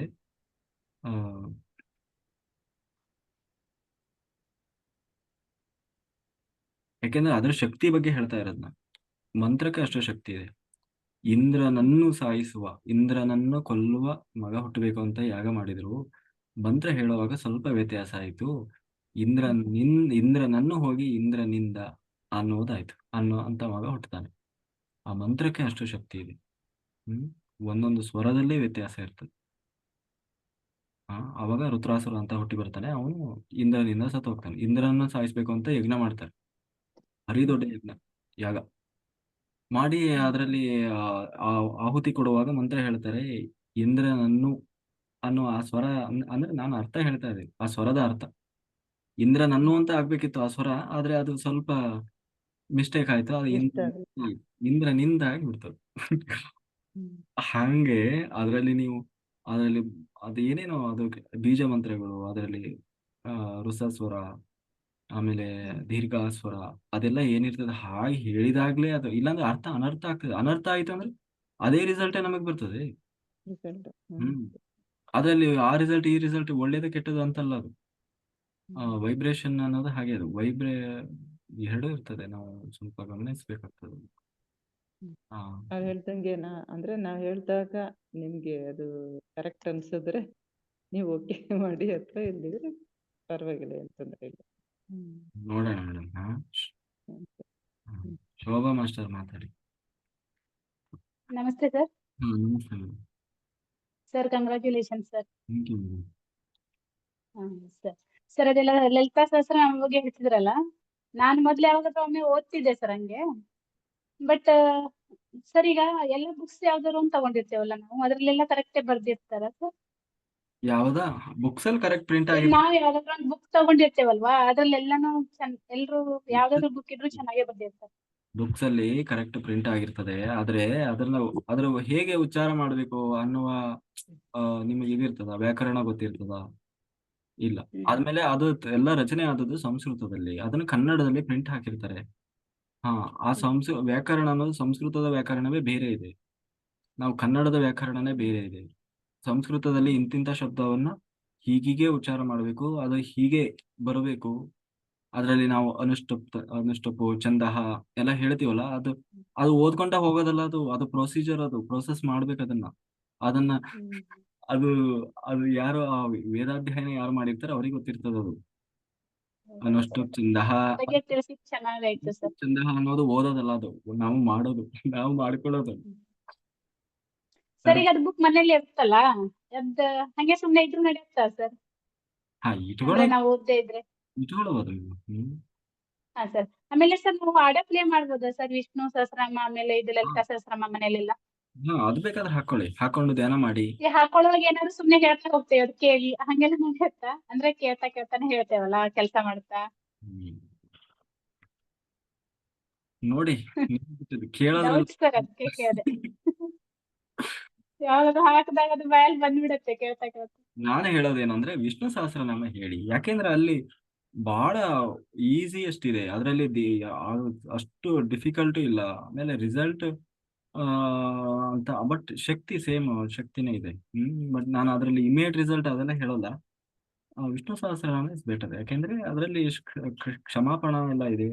ನೀವು ತಪ್ಪು ಹೇಳಿದ್ರು ಅಂದ್ರೆ ತಪ್ಪು ಹೇಳಬೇಕು ಅಂತಲ್ಲ, ಯಾರು ಎಷ್ಟೇ ಹೇಳಿದ್ರು ತಪ್ಪು ಮಿಸ್ಟೇಕ್ಸ್ ಆಗ್ತದೆ, ಆದ್ರೆ ಅದನ್ನ ಹೇಳಿದ್ರು ನಡೀತದೆ, ಅದು ಹೇಳ್ಬೋದು. ಸೇಮ್ ಅಷ್ಟೇ ಅದೇ ಅರ್ಥನೇ ಬರ್ತದೆ ಅದರಲ್ಲಿ. ಲಲಿತಾ ಸಹಸ್ರನಾಮದಲ್ಲಿ ಆ ಕಾನ್ಸೆಪ್ಟ್ ಯಾವುದನ್ನ ಹೇಳಲಿಕ್ಕೆ ಹೊರಟಿದ್ದಾರೋ ಅದನ್ನೇ ವಿಷ್ಣು ಸಹಸ್ರನಾಮದಲ್ಲೂ ಹೇಳಿದ್ದಾರೆ. Okay madam. ನೋಡಿ, ತುಂಬಾ ಸಿಂಪಲ್. ನಾನು ಹೇಗೆ ಹೇಳ್ತಾ ಇದ್ದೀನಿ ಅಂದ್ರೆ, ಎಲ್ಲವೂ ಕೂಡ ಎನರ್ಜಿ ಲೆವೆಲ್ ಅಲ್ಲೇ ಕೆಲಸ ಮಾಡೋದು, ಆಯ್ತಾ? ನಾವು ಫಸ್ಟ್ ಸೌಂಡ್, ನಾವು ಉಚ್ಚಾರ ಮಾಡುವಾಗ ಏನ್ ಬರ್ತದೆ? ಸೌಂಡ್ ಬರ್ತದೆ. ಸೌಂಡ್ ಇಂದ ಏನಾಗ್ತದೆ? ವೈಬ್ರೇಷನ್ ಬರ್ತದೆ. ವೈಬ್ರೇಷನ್ ಏನ್ ಮಾಡ್ತದೆ? ಎನರ್ಜಿ ಕ್ರಿಯೇಟ್ ಮಾಡ್ತದೆ. ಎಲ್ಲ ಕಡೆ ಆಗೋದು ಅದೇ. ಮಂತ್ರ ಕೂಡ ಕೆಲಸ ಮಾಡೋದು ಹಾಗೇನೆ. ಮಂತ್ರ ಹೇಗೆ ಕೆಲಸ ಮಾಡೋದು? ಫಸ್ಟ್ ನಾವು ಶಬ್ದದ ಮೂಲಕ, ಅಂದ್ರೆ ಡಿಫ್ರೆಂಟ್ ಶಬ್ದಗಳು ಬಂದಾಗ ಆ ಡಿಫ್ರೆಂಟ್ ವೈಬ್ರೇಷನ್ ಕ್ರಿಯೇಟ್ ಆಗ್ತದೆ. ಡಿಫ್ರೆಂಟ್ ವೈಬ್ರೇಷನ್ ಏನಾಗ್ತದೆ? ಅದೇ ವೈಬ್ರೇಷನ್ ಅದೇ ಫ್ರೀಕ್ವೆನ್ಸಿ, ಅಂದ್ರೆ ಎನರ್ಜಿ ಕ್ರಿಯೇಟ್ ಮಾಡ್ತದೆ, ಫ್ರೀಕ್ವೆನ್ಸಿ. ಅದು ಇಲ್ಲ ಅಂದ್ರೆ ಏನೇನೋ ಆಗ್ಬಿಡ್ತದೆ. ಈಗ ನೀವು ಒಂದು ತಬಲ ಬಾರಿಸ್ತಾ ಇರ್ತೀವಿ, ಹೆಂಗೆಂಗೋ ಬಾರಿಸಿದ್ರೆ ಏನಾಗ್ತದೆ? ಅದು ನೀವು ಹೆಂಗ್ ಬಾರಿಸಿದ್ರು ಸೌಂಡ್ ಬರ್ತದೆ, ಆದ್ರೆ ಆ ಬಾರಿಸೋದಕ್ಕೆ ಒಂದು ಇದಿರ್ಬೇಕಲ್ಲ, ಅದೇನೋ ಇರ್ತದೆ ನೋಡಿ, ಸ್ವರ, ಅದೆಲ್ಲ ಪದಗಳು ಇರ್ತದೆ. ಅದನ್ನ ಸರಿಯಾಗಿ ಬಳಸಿದ್ರೇನೆ ಅದು ಒಂದು ರಾಗ, ಅದೇನದು ಸ್ವರ ಅನ್ನೋದು ಅದು ನೋಡೋದು ಬರ್ತದೆ. ಇಲ್ಲಾಂದ್ರೆ ತಬಲ ಇದೆ ಅಂತ ಹೇಳಿ ಎಲ್ಲರೂ ಬಡಿದ್ರೆ ಏನಾಗ್ತದೆ ಅದು? ಹಾಗೆ ಅದನ್ನ ಆ ತರ ನಾನು ಅರ್ಥ ಮಾಡಿಸ್ತಾ ಇದ್ದೀನಿ ಅಷ್ಟೇ. ಹಿಂಗಾಗಿ ಅದು ಯಾಕೆ ಇತ್ತೀಚೆಗೆ ಆ ಹುಚ್ಚು ಬಂದಿದೆ ಗೊತ್ತಿಲ್ಲ. ಬಟ್ ನಾವೆಲ್ಲ ಅದಕ್ಕೆ ಅದನ್ನ ಜಾಸ್ತಿ ಕೈ ಹಾಕಕ್ ಹೋಗ್ಲಿಲ್ಲಪ್ಪ. ಹಾ, ಓಕೆ ಮೇಡಮ್. ಹಾ, ಯಾಕೆಂದ್ರೆ ವಿಷ್ಣು ಸಹಸ್ರನಾಮದಲ್ಲಿ ಸ್ಪಷ್ಟವಾಗಿ ಹೇಳ್ತಾರೆ, ಇದರಲ್ಲಿ ಎಲ್ಲರೂ ಪಠನೆ ಮಾಡ್ಬೋದು, ಮಾಡಬೇಕು ಅಂತ ಹೇಳ್ತಾರೆ ಎಲ್ಲರೂ.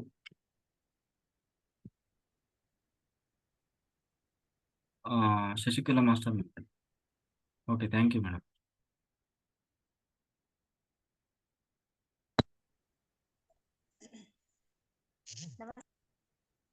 ಹಾ, ನಮಸ್ತೆ ಮೇಡಮ್. Congratulation sir. ಮೇಡಮ್, ಭಾಳ ಖುಷಿ ಐತಿ ಸರ್. 1 ವರ್ಷ ಆಯ್ತು ಕನ್ನಡ ಪಾಠ ಸರ್. ನಾವು ನಿಮ್ ಸ್ಪೆಷಲ್ ಇದು ದೇವ್ರಿ ಜಾಯಿನ್ ಇದೆ ಸರ್. ಭಾಳ ಖುಷಿ ಐತಿ. ಭಾಳ ಚೇಂಜ್ ಅದ ರೀ ಸರ್. ನಿಮ್ದು ಕೇಳಿದ್ರ ರೀ ಸೌಭಾಗ್ಯ ರೀ ಸರ್ ಎಲ್ಲ. ಅದಕ್ಕೆ ಇದು ಹೇಳ್ಬೇಕಂತ ಅಂದ ಹೇಳ್ತೇನೆ ಓಕೆ ಮೇಡಮ್. ಸರ್. ಮತ್ತಂದ್ರಿ ಸರ್, ನಮ್ಮ ಅತ್ಯಾರಿ ಅವ್ರ ಲಕ್ಷ್ಮೀ ಹೆಬ್ಬಾಳೆ ಅವ್ರಿ ಲಲಿತಾ ಭಾಳ ಜನರಿಗೆ ಕಲ್ಸಿದಾರಿ ಸರ್. ಅವ್ರ ಸ್ವರದ ಟೈಪ್ ಅಂತಾರ್ರಿ, ಕೇಳ್ರಿ ಅವ್ರನ್ನ ಒಂದ್ಸಲ ಹೇಳಿದ್ರಿ ಸರ್. ಮಾಡ್ಬೇಕು. ಓಕೆ, ನೋಡೋಣ. Thanks. Okay madam. Sunita master ಮಾತಾಡಿ. ಇಲ್ಲಾಂದ್ರೆ ಎಲ್ಲರೂ ಒಂದೊಂದಿನ ಹೇಳ್ಬಿಟ್ರಿ ಅಷ್ಟೇ, ಯಾರಿಗೂ ಬೇಜಾರಿಲ್ಲ. ಅವ್ರ ಕೈಯಲ್ಲಿ ಒಂದಿನ, ಇವ್ರ ಕೈಯಲ್ಲಿ ಅನ್ನೋದಿನ, ಎಲ್ಲರೂ ಒಂದೊಂದಿನ ಹೇಳ್ಬಿಡ್ರಿ, ನಮಗೆ ಎಲ್ಲರಿಗೂ ಅವಕಾಶ ಸಿಗ್ತದೆ ಆಗ್ತದೆ. ಆದ್ರೆ ಕಾನ್ಫಿಡೆನ್ಸ್ ಅಲ್ಲಿ ಏನೋ ಹೇಳ್ಬೇಕು. ನಾನ್ ಇದು ಸರಿ ತಪ್ಪು ಅಂತ ಜಡ್ಜ್ ಮಾಡೋದ್ಕಿಂತ ನಿಮಗೆ ಆ ಕಾನ್ಫಿಡೆನ್ಸ್ ಇರ್ಬೇಕು.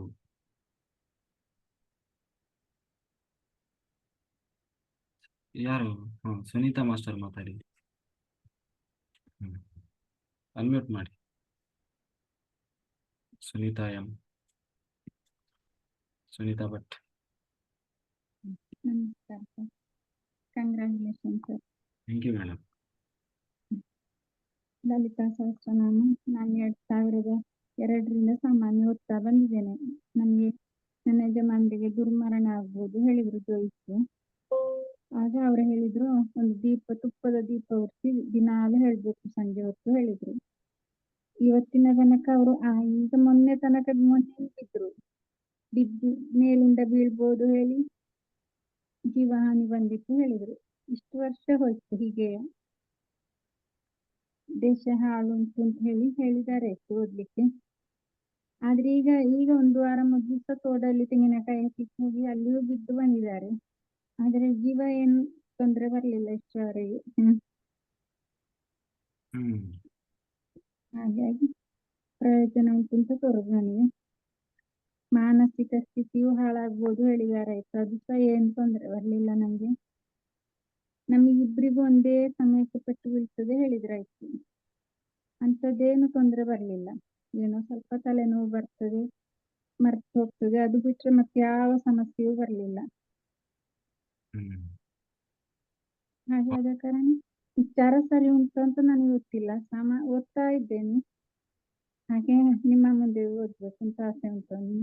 ಎಲ್ಲಿ ತಪ್ಪುತ್ತದೆ ಅಂತ ಹೇಳಿದ್ರೆ ಅದು ಸರಿ ಮಾಡಿಕೊಂಡು ಹೋಗುವಲ್ಲ ಅಂತ. Okay. Okay madam, thank you. ನಮಸ್ಕಾರ. ಕಾಶಿಗೆ ಬರುವ ಆಸೆ ಉಂಟು. ನೀವು ಮಾರ್ಗದರ್ಶನದಲ್ಲಿ ಧ್ಯಾನ ಮಾಡುವ ಆಸೆ ಉಂಟು. ಗುರು ಉಪದೇಶ ತಗೊಳ್ಳುವ ಆಸೆ. ರೆಡಿ ಆಗ್ರಿ ಅಷ್ಟೇ. ನಮಸ್ಕಾರ. ಓಕೆ, ವಿಶಾಲ ಮಾಸ್ಟರ್ ಮಾತಾಡಿ. ನಮಸ್ತೆ ಸರ್. ನಮಸ್ತೆ ಎಲ್ಲರಿಗೂ. ನಿಮಗೆ ಕಂಗ್ರಾಟ್ಸ್ ಸರ್ 1 ಇಯರ್ಗೆ. ಮತ್ತೆ ಏನು ಅಂತಂದ ಹೇಳ್ತಾರೆ, ನೀವು 1 ಇಯರ್ ಜರ್ನಿ ಅದು ಆಯ್ತಲ್ಲ, ಇನ್ ಬಿಫೋರ್ ಅಂದ್ರೆ ನಿಮ್ದು ಹೇಗಿತ್ತು, ಏನಕ್ಕಾಗಿ ಬಂದ್ರಿ, ಮತ್ತೆ ಹೇಗಿತ್ತು ಅಂದ್ರೆ ನಿಮ್ಮ ತಯಾರಿ ಹೇಗಿತ್ತು, ಅದು ನಮಗೆ ಈಗ ರೀಸೆಂಟ್ ಆಗಿರೋರಿಗೆಲ್ಲ ಅದು ನಿಮ್ದು ಎಕ್ಸ್ಪೀರಿಯನ್ಸ್ ಗೊತ್ತಿಲ್ಲ.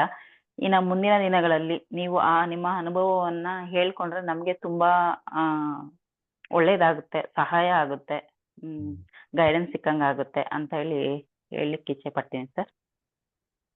ಹೇಳ್ಕೊಳ್ತೀರಾ ಸರ್ ಒಂದಿನ? ಸಮಯ ಬಂದಾಗ ನಾನು ಹೇಳ್ತೀನಿ.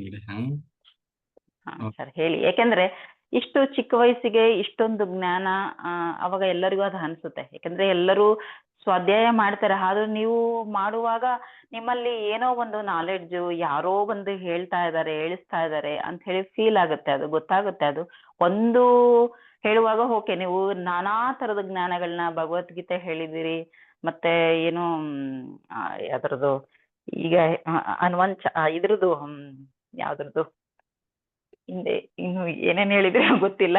ಆದ್ರೆ ಆ ತರದ ಜ್ಞಾನ ಹೇಳುವಾಗ ನಾವು ಏನೋ ಒಂದ್ ಬುಕ್ ಇಟ್ಕೊಂಡು, ಈಗ ಮಾಮೂಲಿ ಸಾಮಾನ್ಯ ಮನುಷ್ಯರು ಹೆಂಗೆ ಒಂದ್ ಬುಕ್ ಇಟ್ಕೊಂಡು ಹೇಳೋದು ಓಕೆ, ಹೇಳಿ ಭಾವಾರ್ಥ ಹೇಳೋದು ಓಕೆ. ಆದ್ರೆ ನೀವು ಹೇಳುವಾಗ ಒಂದು ಸಾರಿ ಎಲ್ಲೂ ಬುಕ್ ನೋಡಲ್ಲ, ಸರಾಗವಾಗಿ ಬರ್ತಾ ಇರುತ್ತೆ ನಿಮ್ಮ ವಾಯ್ಸ್ ಕೂಡ, ನಿಮ್ಮ ಶಬ್ದಗಳು, ಪದಗಳು, ಅದು ಎಲ್ಲ ಏನೋ ಪದಪುಂಜಗಳು ಹೇಗ್ ಬರ್ತಾ ಇರುತ್ತೆ ಅಂದ್ರೆ ಅದು ಯಾರೋ ಮಾಸ್ಟರ್ ಏನೋ ಹೇಳ್ತಾ ಇದಾರೇನೋ ಅಂತ ಅನ್ಸುತ್ತೆ. ಈ 1 year ಅಲ್ಲಿ ಇಷ್ಟೊಂದು ಅಚೀವ್ಮೆಂಟ್ ಅಂತಂದ್ರೆ ಅದು ಶ್ಲಾಘನೀಯ. ಸೊ ಹಂಗಾಗಿ ನೀವು ಬಂದ ದಾರಿ ಹೆಂಗಿತ್ತು, ಏನು ಬಿಫೋರ್, ಅದೆಲ್ಲ ಸ್ವಲ್ಪ ನಮ್ಗೆ ಹೇಳಿದ್ರೆ ನಿಮ್ಮ ಅನುಭವವನ್ನು ನಾವು ಕೇಳಲಿಕ್ಕೆ ಏನು ಇದಾಗ್ತೀವಿ ಅಂತೇಳಿ. ಖಂಡಿತ ಹೇಳ್ತೀನಿ ನಮ್ಗೆ ಸರ್. ಹಾ, ಓಕೆ ಸರ್. ಮತ್ತೊಂದು ಸರ್, ಲಲಿತಾ ಸಹಸ್ರನಾಮ ಬಗ್ಗೆ ಹೇಳ್ತಾ ಇದಾರಲ್ಲ ಎಲ್ರು, ನಾನು ಇದನ್ನ ಅಂದ್ರೆ ಅನುಭವಿಸಿದ್ದೀನಿ, ಎಕ್ಸ್ಪೀರಿಯನ್ಸ್ ಮಾಡಿದ್ದೀನಿ, ಅದನ್ನ ಹೇಳ್ತೀನಿ. ನಾನು ಸುಮಾರು ವರ್ಷದಿಂದ ಲಲಿತಾ ಸಹಸ್ರನಾಮ ಹೇಳ್ತಾ ಇದ್ದೆ, ಲಲಿತಾ ಸಹಸ್ರನಾಮ, ವಿಷ್ಣು ಸಹಸ್ರನಾಮ ಎಲ್ಲ. ಅದು ಹೇಳುವಾಗ ಹೆಂಗೆ ನಂಗೆ ಅಲ್ಪ ಪ್ರಾಣ, ಮಹಾಪ್ರಾಣ ಇದ್ರ ಬಗ್ಗೆ ಅರಿವು ಇದ್ದಿರ್ಲಿಲ್ಲ. ಸುಮ್ನೆ ಹೇಳ್ಬೇಕಲ್ಲ ಅಂತಂದೇಳಿ ಮಂಗಳವಾರ, ಶುಕ್ರವಾರ ಹೇಳ್ಕೊತಾ ಇದ್ದೆ ಲಲಿತಾ ಸಹಸ್ರನಾಮ. ನಾನು ಏನ್ ತಪ್ಪು ಮಾಡ್ತಿದೀನಿ ಅನ್ನೋ ಅರಿವು ಸಹ ನನಗಿಲ್ಲ. ಅದಾದ ನಂತರ ಈಗ ರೀಸೆಂಟ್ ಆಗಿ ಒಂದು 6 ತಿಂಗಳಿಂದೆ ಅಕ್ಟೋಬರ್ ಅಲ್ಲಿ ಅನ್ಸುತ್ತೆ ಅದು, ಯೂಟ್ಯೂಬ್ ಅಲ್ಲಿ ಇದು ಆನ್ಲೈನ್ ಅಲ್ಲಿ ಕ್ಲಾಸಸ್ ಶುರು ಆಯ್ತು. ನಾನು ನೋಡೋಣ ನನಗೆ ಬರ್ತಾ ಇದೆಯಲ್ಲ ಅಂತ ಅಂದ್ಕೊಂಡೆ. ಅಲ್ಲಿಗೂ ಆಮೇಲೆ ಅನ್ಸ್ತು ನಾನೇನೋ ರಾಂಗ್ ಮಾಡ್ತಾ ಇದ್ದೀನಿ ಅಂತ ಹೇಳ್ಬಿಟ್ಟು ಯೂಟ್ಯೂಬ್ ಅಲ್ಲಿ ಜಾಯಿನ್ ಆಗಿದ್ದೆ ಆನ್ಲೈನ್ ಅಲ್ಲಿ. ಆ ಮೇಡಮ್ಮು ಎಷ್ಟು ಅಂದ್ರೆ ಅಲ್ಪ ಪ್ರಮಾಣ ಸ್ವಲ್ಪ ಮಿಸ್ಟೇಕ್ ಆದ್ರೂ 1-2 ಲೈನ್ ಅಲ್ಲಿ ಅಷ್ಟು, ಅಂದ್ರೆ ಒಂದು ಟೀಚರ್ಸ್ ಮಕ್ಳಿಗೆ ಹೇಗೆ ತಿದ್ದುತ್ತಾರೋ ಆ ರೀತಿ ತಿದ್ದಿ ಹೇಳ್ಕೊಟ್ರು. ಎಷ್ಟು ಕಲ್ತೆ ಅಂದ್ರೆ ಅದರಲ್ಲಿ ತುಂಬಾನೇ ಕಲ್ತೆ. ಅಂದ್ರೆ ನಾವು ಮಾಡೋ ಮಿಸ್ಟೇಕ್ಸ್ ಗೊತ್ತಾಗಂಗಿಲ್ಲ, ಅದು ಅಲ್ಪ ಪ್ರಾಣ, ಮಹಾಪ್ರಾಣ ಎಲ್ಲ. ಕರೆಕ್ಟ್. ಅದಾದ ನಂತರ ಸರ್ ಅದು ಕಲ್ತಾದ್ಮೇಲೆ ಆಮೇಲೆ ನಂಗೆ ಎಷ್ಟೊಂದು ಮಿಸ್ಟೇಕ್ ಮಾಡ್ತಾ ಇದ್ದೀನಲ್ಲ ಅಂತ ಹೇಳಿ ಗೊತ್ತಾಯ್ತು. ಆದ ನಂತರ ಆಮೇಲೆ ಜಸ್ಟ್ ಒಂದು ವಾರ ಆ ತಾಯಿ ಹತ್ರ ಕೇಳ್ಕೊಂಡು ಅಂದ್ರೆ ಏನು ಮಿಸ್ಟೇಕ್ ಆಗ್ದಂಗೆ ಸ್ಲೋಗೆ ಹೇಳಕ್ ಶುರು ಮಾಡಿದೆ. 1 ವಾರ ಸತತವಾಗಿ, 1 ದಿನ ಬಿಡದೆ ಆ ತಾಯಿನ ಒಂದೇ ಕೇಳ್ಕೊಂತಿದ್ದೆ, ತಾಯಿ ನನಗೆ ಇನ್ನೂ ಜ್ಞಾನ ಬೇಕು ನನಗೆ, ಅಂದ್ರೆ ನೀನು ನನಗೆ ದಾರಿ ತೋರು ಅಂತೇಳಿ. ಜಸ್ಟ್ 1 ವಾರದಲ್ಲೇ ನಂಗೆ ಇದು ಸಿಕ್ತು, ದುರ್ಗಾ ಸಪ್ತಶತಿ ಆನ್ಲೈನ್ ಅಲ್ಲಿ ಸಿಕ್ತು. ಅದನ್ನು ಕಲಿಯುವಾಗೂ ಅಷ್ಟೇ ಎಷ್ಟು ನಾಲೆಡ್ಜ್ ಸಿಕ್ತು ಅಂದ್ರೆ ಕಲ್ಸೋರು ಅಷ್ಟೇ ತುಂಬಾ ಚೆನ್ನಾಗಿ ಹೇಳ್ಕೊಟ್ರು. ನಾನು ಆಗ ಅನ್ಕೊಂಡೆ, ತಾಯಿ ಅದೇ ನಾವು ಕರೆಕ್ಟ್ ಆಗಿ ಹೇಳಿದ್ರೆ ದಾರಿ ತೋರ್ತಾಳೆ ಅಂತೇಳಿ ಗೊತ್ತಾಯ್ತು ಸರ್. Correct madam. ಅದಾದ ನಂತರ ದುರ್ಗಾ ಸಪ್ತಶತಿ ಕಲಿತಾ ಇನ್ನೂ ಜಸ್ಟ್ ಸ್ವಲ್ಪ ಆಗಿತ್ತು. ನಂಗೆ ಇದು ಏನು ಈ ತರ PMC ಇದೆ, ಈ ತರದ್ದು ಚಾನಲ್ ಇದೆ, ಆನಾಪಾನಸತಿ ಇದೆ, ಇದೆಲ್ಲ ಏನು ಐಡಿಯಾ ಇದ್ದಿರ್ಲಿಲ್ಲ. ಜಸ್ಟ್ ಅವಾಗ PMCದು ಹಿಂಗೆ ವಿಡಿಯೋಸ್ ನೋಡ್ತಾ ಇದ್ದೆ. ನೋಡ್ತಾ ನಿಮ್ದು ಗೂಢಾಕೇಶ ನಂಗೆ ಯಾರು ಹೇಳಿಲ್ಲ, ಏನಿಲ್ಲ, ಅಚಾನಕ್ ಸಿಕ್ತು. ನಾ ಅದೇ ಅನ್ಕೊಂಡೆ, ಅಂದ್ರೆ ತಾಯಿ ಹೇಗೆ ಸ್ಟೆಪ್ ಬೈ ಸ್ಟೆಪ್ ದಾರಿ ತೋರ್ತಾಳೆ. 1 ಹೆಜ್ಜೆ ಎತ್ತಿದೀಯಾ, ನೀ ಇನ್ನೊಂದು ಹೆಜ್ಜೆ ಎತ್ತು, ಅಂದ್ರೆ ಮುಕ್ತಿ ಮಾರ್ಗಕ್ಕೆ ಕರ್ಕೊಂಡು ಹೋಗ್ತಾಳೆ. ಆಗ ನಿಜವಾಗ್ಲೂ ತಾಯಿ ಇದ್ದಾಳೆ ಅಂತ ಅನ್ಸ್ಬಿಡ್ತು ಸರ್. ಅಷ್ಟು ಅವಳ ಮೇಲೆ ತುಂಬಾ ಪ್ರೀತಿ ಬಂದ್ಬಿಡ್ತು. ಲಲಿತಾ ಸಹಸ್ರನಾಮದ ಅದರಿಂದಲೇ ಮೋಕ್ಷ ಅಂತಲ್ಲ, ನಮಗೊಂದು ಸ್ಪೆಷಲ್ ಎನರ್ಜಿಗೋಸ್ಕರ ನಾವು ಅದನ್ನ ಪಠನೆ ಮಾಡ್ಬೇಕು ಅಷ್ಟೇ. ಅಲ್ಲ ಸರ್, ಹೆಂಗಾಯ್ತು ಲಲಿತಾ ಸಹಸ್ರನಾಮದಿಂದ ದುರ್ಗಾ ಸಪ್ತಶತಿ ಸಿಕ್ತು. ಆ ದುರ್ಗಾ ಸಪ್ತಶತಿಯಿಂದ ನನಗೆ ಗೂಢಾಕೇಶ ಸಿಕ್ತು. ಗೂಢಾಕೇಶ ಅಂತಂದ್ರೆ ಅಲ್ಟಿಮೇಟ್ ಅದೇ, ಅದು ಮುಕ್ತಿ ಮಾರ್ಗ. ಅಂದ್ರೆ ನಾನು ಈ ರೀತಿ ಹೇಳಲಿಕ್ಕೆ ಹೋಗ್ತಾ ಇದ್ದೀನಿ, ಅಂದ್ರೆ ಸ್ಟೆಪ್ ಬೈ ಸ್ಟೆಪ್ ಅದು ಹೆಂಗೆ ಎಲ್ಲಿ ಕರ್ಕೊಂಡು ಹೋಗ್ತಾ ಇದೆ ಅಂತಂದ್ರೆ ಸೀದಾ, ಅಂದ್ರೆ ಆಗ ನನಗೆ ಅರಿವಾಯ್ತು, ಅಯ್ಯೋ ಇದು ಏನು ಒಂದೊಂದು ಹೆಜ್ಜೆ ಮೇಲಕ್ಕೆ ಎತ್ತರ ಕರ್ಕೊಂಡು ಹೋಗ್ತಾ ಇದೆ, ಸಾಧನೆ ಮಾಡು ಅಂದ್ರೆ ಕರೆಕ್ಟ್ ವೇ ತೋರಿಸ್ತಾ ಇದೆ. ಕರೆಕ್ಟ್. ಈಗ ನಾವು ಕೂಡ ಹೇಳ್ತೀವಿ ವಿಷ್ಣು ಸಹಸ್ರನಾಮ ಡೈಲಿ ಹೇಳ್ತಿದ್ವಿ. ಆದ್ರೆ ಯಾವಾಗ ಗೂಢಾಕೇಶ ಮತ್ತೆ ಇಲ್ಲಿ ಬಂದ್ಮೇಲೆ ಎಲ್ಲಾ ಬಿಟ್ಬಿಟ್ವಿ. ಅಂದ್ರೆ ಅದು ಯಾಕೋ ಅದು ಮುಗೀತು ಅದ್ರದ್ದು. ಅಲ್ಲಿ ನಮ್ಮನ್ನ ಇಲ್ಲಿ ಕರ್ಕೊಂಡ್ ಬಂದ್ ಬಿಡೋವರೆಗೂ ಅದು ಆಮೇಲೆ ಮುಗೀತು, ಅದ್ರದ್ದು ಕೆಲಸ ಮುಗೀತು. ಮತ್ತೆ ನಾವು ಹಿಂದಕ್ಕೆ ತಿರುಗಿ ಹೋಗೋ ಅವಶ್ಯಕತೆ ಇಲ್ಲ. ಅಂದ್ರೆ ಅದೇ ಮುಕ್ತಿ ಮಾರ್ಗ ಅಂತಲ್ಲ, ನಮಗೊಂದು ಇನ್ನೂ ಎನರ್ಜಿ ಬೇರೆ ಬೇರೆ ಸ್ಪೆಷಲ್ ಎನರ್ಜಿ ಬೇಕು ಅಂದ್ರೆ ಅದನ್ನ ಬಳಸ್ಕೋಬಹುದು. ಇಲ್ಲೇ ಬೇಕಾದಷ್ಟು ಸಿಗ್ತದೆ, ಇದನ್ನೇ ತಡ್ಕೊಳಕ್ಕಾಗಲ್ಲ, ಮತ್ತೆ ಯಾಕೆ ಇನ್ನು ಬೇರೆ ಬೇರೆ ಎನರ್ಜಿ? ಓಕೆ. ಹೌದು ಸರ್, ಹೌದು. ಮತ್ತೆ ಏನು ಸರ್, ಈಗ ರೀಸೆಂಟ್ ಆಗಿ ಏನಾಗ್ತಾ ಇದೆ ನಂಗೆ, ಈಗ ಏನು 3ನೇ ಮಂಡಲ ಸ್ಟಾರ್ಟ್ ಮಾಡಿದ್ದೀನಲ್ಲ, ತುಂಬಾ ನಿದ್ದೆ ಅಂದ್ರೆ ನಾನು ಈ ಕೆಳಗಡೆ ಕೂಡ್ತಾ ಇದ್ದೀನಿ 1:30-2 ಗಂಟೆ ನಂತರ. ಹೆಂಗೆ ಅಂದ್ರೆ ಕೂತವಳು ಹೇಗ್ ಕೂತಿರ್ತೀನೋ ಹಾಗೆ ಕೂತಿರ್ತೀನಿ, ಎಲ್ಲಿಗೆ ಹೋಗಿದ್ದೀನಿ ಅಂತ ಗೊತ್ತಿಲ್ಲ, ಅಷ್ಟು ಡೀಪ್ ಸ್ಟೇಟಿಗೆ ಹೋಗಿರ್ತೀನಿ ನಾನು. ಏನಿದು ಸರಿನೋ ತಪ್ಪೋ ಅಂತ ಹೇಳಿ ಒಂದು ಗೊತ್ತಾಗ್ತಾ ಇಲ್ಲ. ಮತ್ತೆ ಡೇ ಟೈಮಲ್ಲೂ ಹಾಗೆ, ಅದು ಕುತ್ಕೊಂಡ್ರೆ ಅವೇರ್ನೆಸ್ ಅನ್ನೋದೇ ಇರಲ್ಲ, ಒಂದೇ ಸರಿ ಸೀದಾ ಅದು ಡೀಪ್ ಸ್ಟೇಟಿಗೆ ಹೋಗ್ತಾ ಇದ್ದೀನಿ, ಅವೇರ್ನೆಸ್ ಅನ್ನೋದೇ ಇರ್ತಾ ಇಲ್ಲ, ಅಂದ್ರೆ ಅಷ್ಟು ಡೀಪ್ ಸ್ಟೇಟಿಗೆ ಹೋಗ್ತಾ ಇದ್ದೀನಿ. ಅದು ಒಳ್ಳೇದಾ ಅಥವಾ? ಒಳ್ಳೇದೇ ಮೇಡಮ್. ಹೋಗಿ, ಒಳ್ಳೇದೇ. Enjoy your self. ನನಗೆ ಅದು ಏನಿದು, ಯಾಕೆಂದ್ರೆ ನಾನು ಏನು ಅಂದ್ರೆ ಮೊದ್ಲಾದ್ರೂ ಅವೇರ್ನೆಸ್ ಇರ್ತಿತ್ತು, ಈಗೇನು ಅವೇರ್ನೆಸ್ ಇಲ್ಲಲ್ಲ ಅಂತ ಹೇಳಿ ಅನ್ಕೊಂತಾ ಇದ್ದೆ. ನಿಮ್ಮ ಚಕ್ರಗಳು, ನಿಮ್ಮ ಸೂಕ್ಷ್ಮ ಶರೀರ ಎಲ್ಲ ಅದು ಎನರ್ಜಿ ತಗೊಂಡು ತಗೊಂಡು ತಗೊಂಡು ತಗೊಂಡು ಸ್ಟ್ರಾಂಗ್ ಆಗ್ಬೇಕು, ಆಯ್ತಾ? ಆಮೇಲೆ ಅದು ಅವೇರ್ನೆಸ್ ಅನ್ನೋದು ಬರೋದು. ಅಲ್ಲಿವರೆಗೂ ಅದು ಹಾಗೆ ಅಷ್ಟು ಸುಲಭ ಬರೋದಲ್ಲ. ಆಮೇಲೆ ಆಸನ ಸಿದ್ಧಿ ಇರಬೇಕು ಅವೇರ್ನೆಸ್ಗೆ. ನೀವು ತುಂಬಾ ಕಂಫರ್ಟೇಬಲ್ ಝೋನ್ ಅಲ್ಲಿ ಕುತ್ಕೊಂಡ್ರೆ ಮತ್ತೆ ಬರೀ ನಿದ್ದೆ ಆಗ್ತದೆ, ಯೋಗ ನಿದ್ದೆ ಆಗ್ತದೆ. ಸ್ವಲ್ಪ ನಾವು 2 ಕಾಲು ಮಡಚಿ ಕೆಳಗೆ ಕೂರೋದನ್ನ ಅಭ್ಯಾಸ ಮಾಡಬೇಕು. ಸೊಂಟ ಬೆನ್ನಿಗೆಲ್ಲ ನಾವು ಒರಗಬಾರ್ದು. ಹಾಗೆ ಆಮೇಲೆ ಅದೇ ನಾ ಹೇಳಿದ್ನಲ್ಲ, ಪೊಸಿಷನ್ ಕರೆಕ್ಟ್ ಆಗಿದ್ರೆ ಯೋಗ ನಿದ್ರೆ ಬಹಳ ಆಗಲ್ಲ. ಕರೆಕ್ಟ್ ನೀವು ಹೀಗೆ ಕುತ್ಕೊಳ್ಳಿ, ಯಾಕೆ ಯೋಗ ನಿದ್ರೆ ಆಗ್ತದೆ? ಹೀಗೆ ಕರೆಕ್ಟ್ ಆಗಿ ಸ್ಟ್ರೈಟ್ ಆಗಿ ಕುತ್ಕೊಂಡಿರ್ಬೇಕು. ಜಾಸ್ತಿ ಅಂದ್ರೆ ಹೀಗೆ ಅಷ್ಟೇ, ಸ್ವಲ್ಪ ಹೊತ್ತಿಗೆ ಎಚ್ಚರ ಆಗ್ಲೇಬೇಕು. ನೀವು ಆದ್ಬಿಟ್ಟು ಹಿಂಗೆ ಹಿಂಗೆ ಹಿಂಗೆ ಎಲ್ಲ ಕುತ್ಕೊಂಡ್ರೆ ಆಮೇಲೆ ಮುಂದೆ ಎದುರುಗಡೆ ಎಲ್ಲ ನೀವು ಚೇರ್ ಹಾಕೊಂಡು ಎಷ್ಟು ಕಂಫರ್ಟೇಬಲ್ ಆಗಿ ಕುತ್ಕೊಂತೀರಿ, ಅಷ್ಟೇ ಏನೋ ಇದು ಜಾಸ್ತಿ ಆಗ್ತದೆ ಯೋಗ ನಿದ್ರೆ. ಕರೆಕ್ಟಾ? ಹೌದು ಸರ್. ಹ್ಮ್. ಆದ್ರೆ ನಾನು ವರ್ಕೊಂಡು ಕುತ್ಕೊಳ್ಳಲ್ಲ ಜಾಸ್ತಿ. ಈಗ ಈ ಕೆಳಗಡೆ ಆಸನ ಸಿದ್ಧಿ ಆಗಿದೆ ಸರ್. ಬೆಳಗ್ಗೆ ತನಕ ಹಿಂಗೆ 2 ಗಂಟೆ ಮೇಲೆ 1:30 ಮೇಲೆ ಕೆಳಗಡೆ ಕೊಡ್ತೀನಿ. ಹಿಂಗೆ ಸ್ವಲ್ಪ ಹೊರಗೋದು ಕಡಿಮೆ, ಸ್ವಲ್ಪ ಬೆಳಗಿನ ಜಾವ ಮತ್ತೆ ಸ್ವಲ್ಪ ಹಿಂಗೆ ಹೊರ್ಕೋತೀನಿ. ಅದು ಬಂದೇ ಬರ್ತದೆ. ಅವೇರ್ನೆಸ್ ಇಲ್ಲದೆ ಇರುವುದು ಏನೂ ಇಲ್ಲ.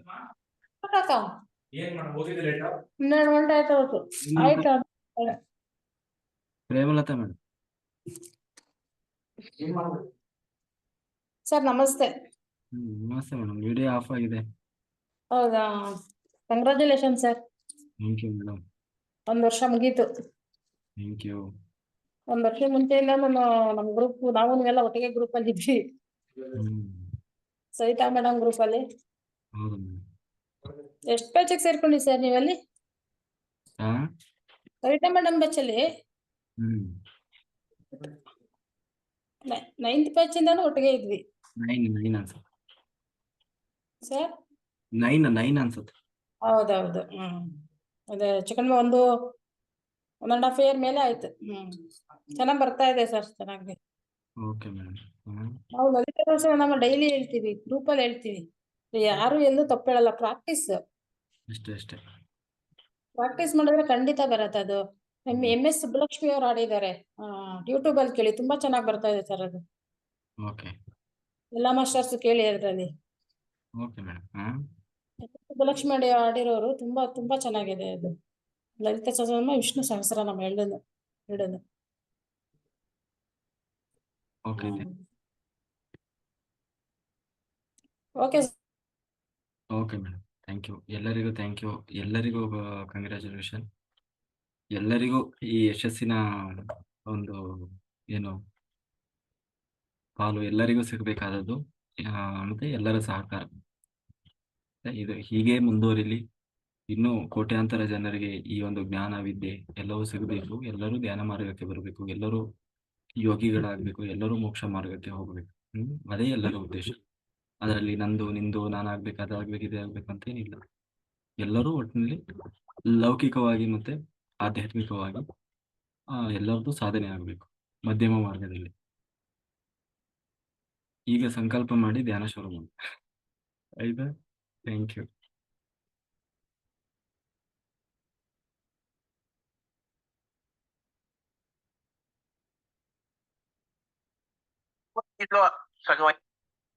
ಲೋಕ ಕಲ್ಯಾಣಕ್ಕಾಗಿ ಬಂದು ಸಂಕಲ್ಪ ಮಂಗಳ మాస్టర్స్ బ్రహ్మర్షి పితామహ భగవద్గీతలో సగం అయిపోయిన తర్వాత అర్జునుడికి డౌట్ వచ్చింది కృష్ణుడి మీద అసలు ఎవడవయ్యా నువ్వు అన్నాడు.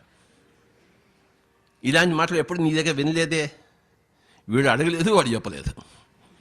నువ్వెవరిని అడిగితే అప్పుడు అహం ఆత్మ గుడాకేశ సర్వభూతాశయ స్థిత అహం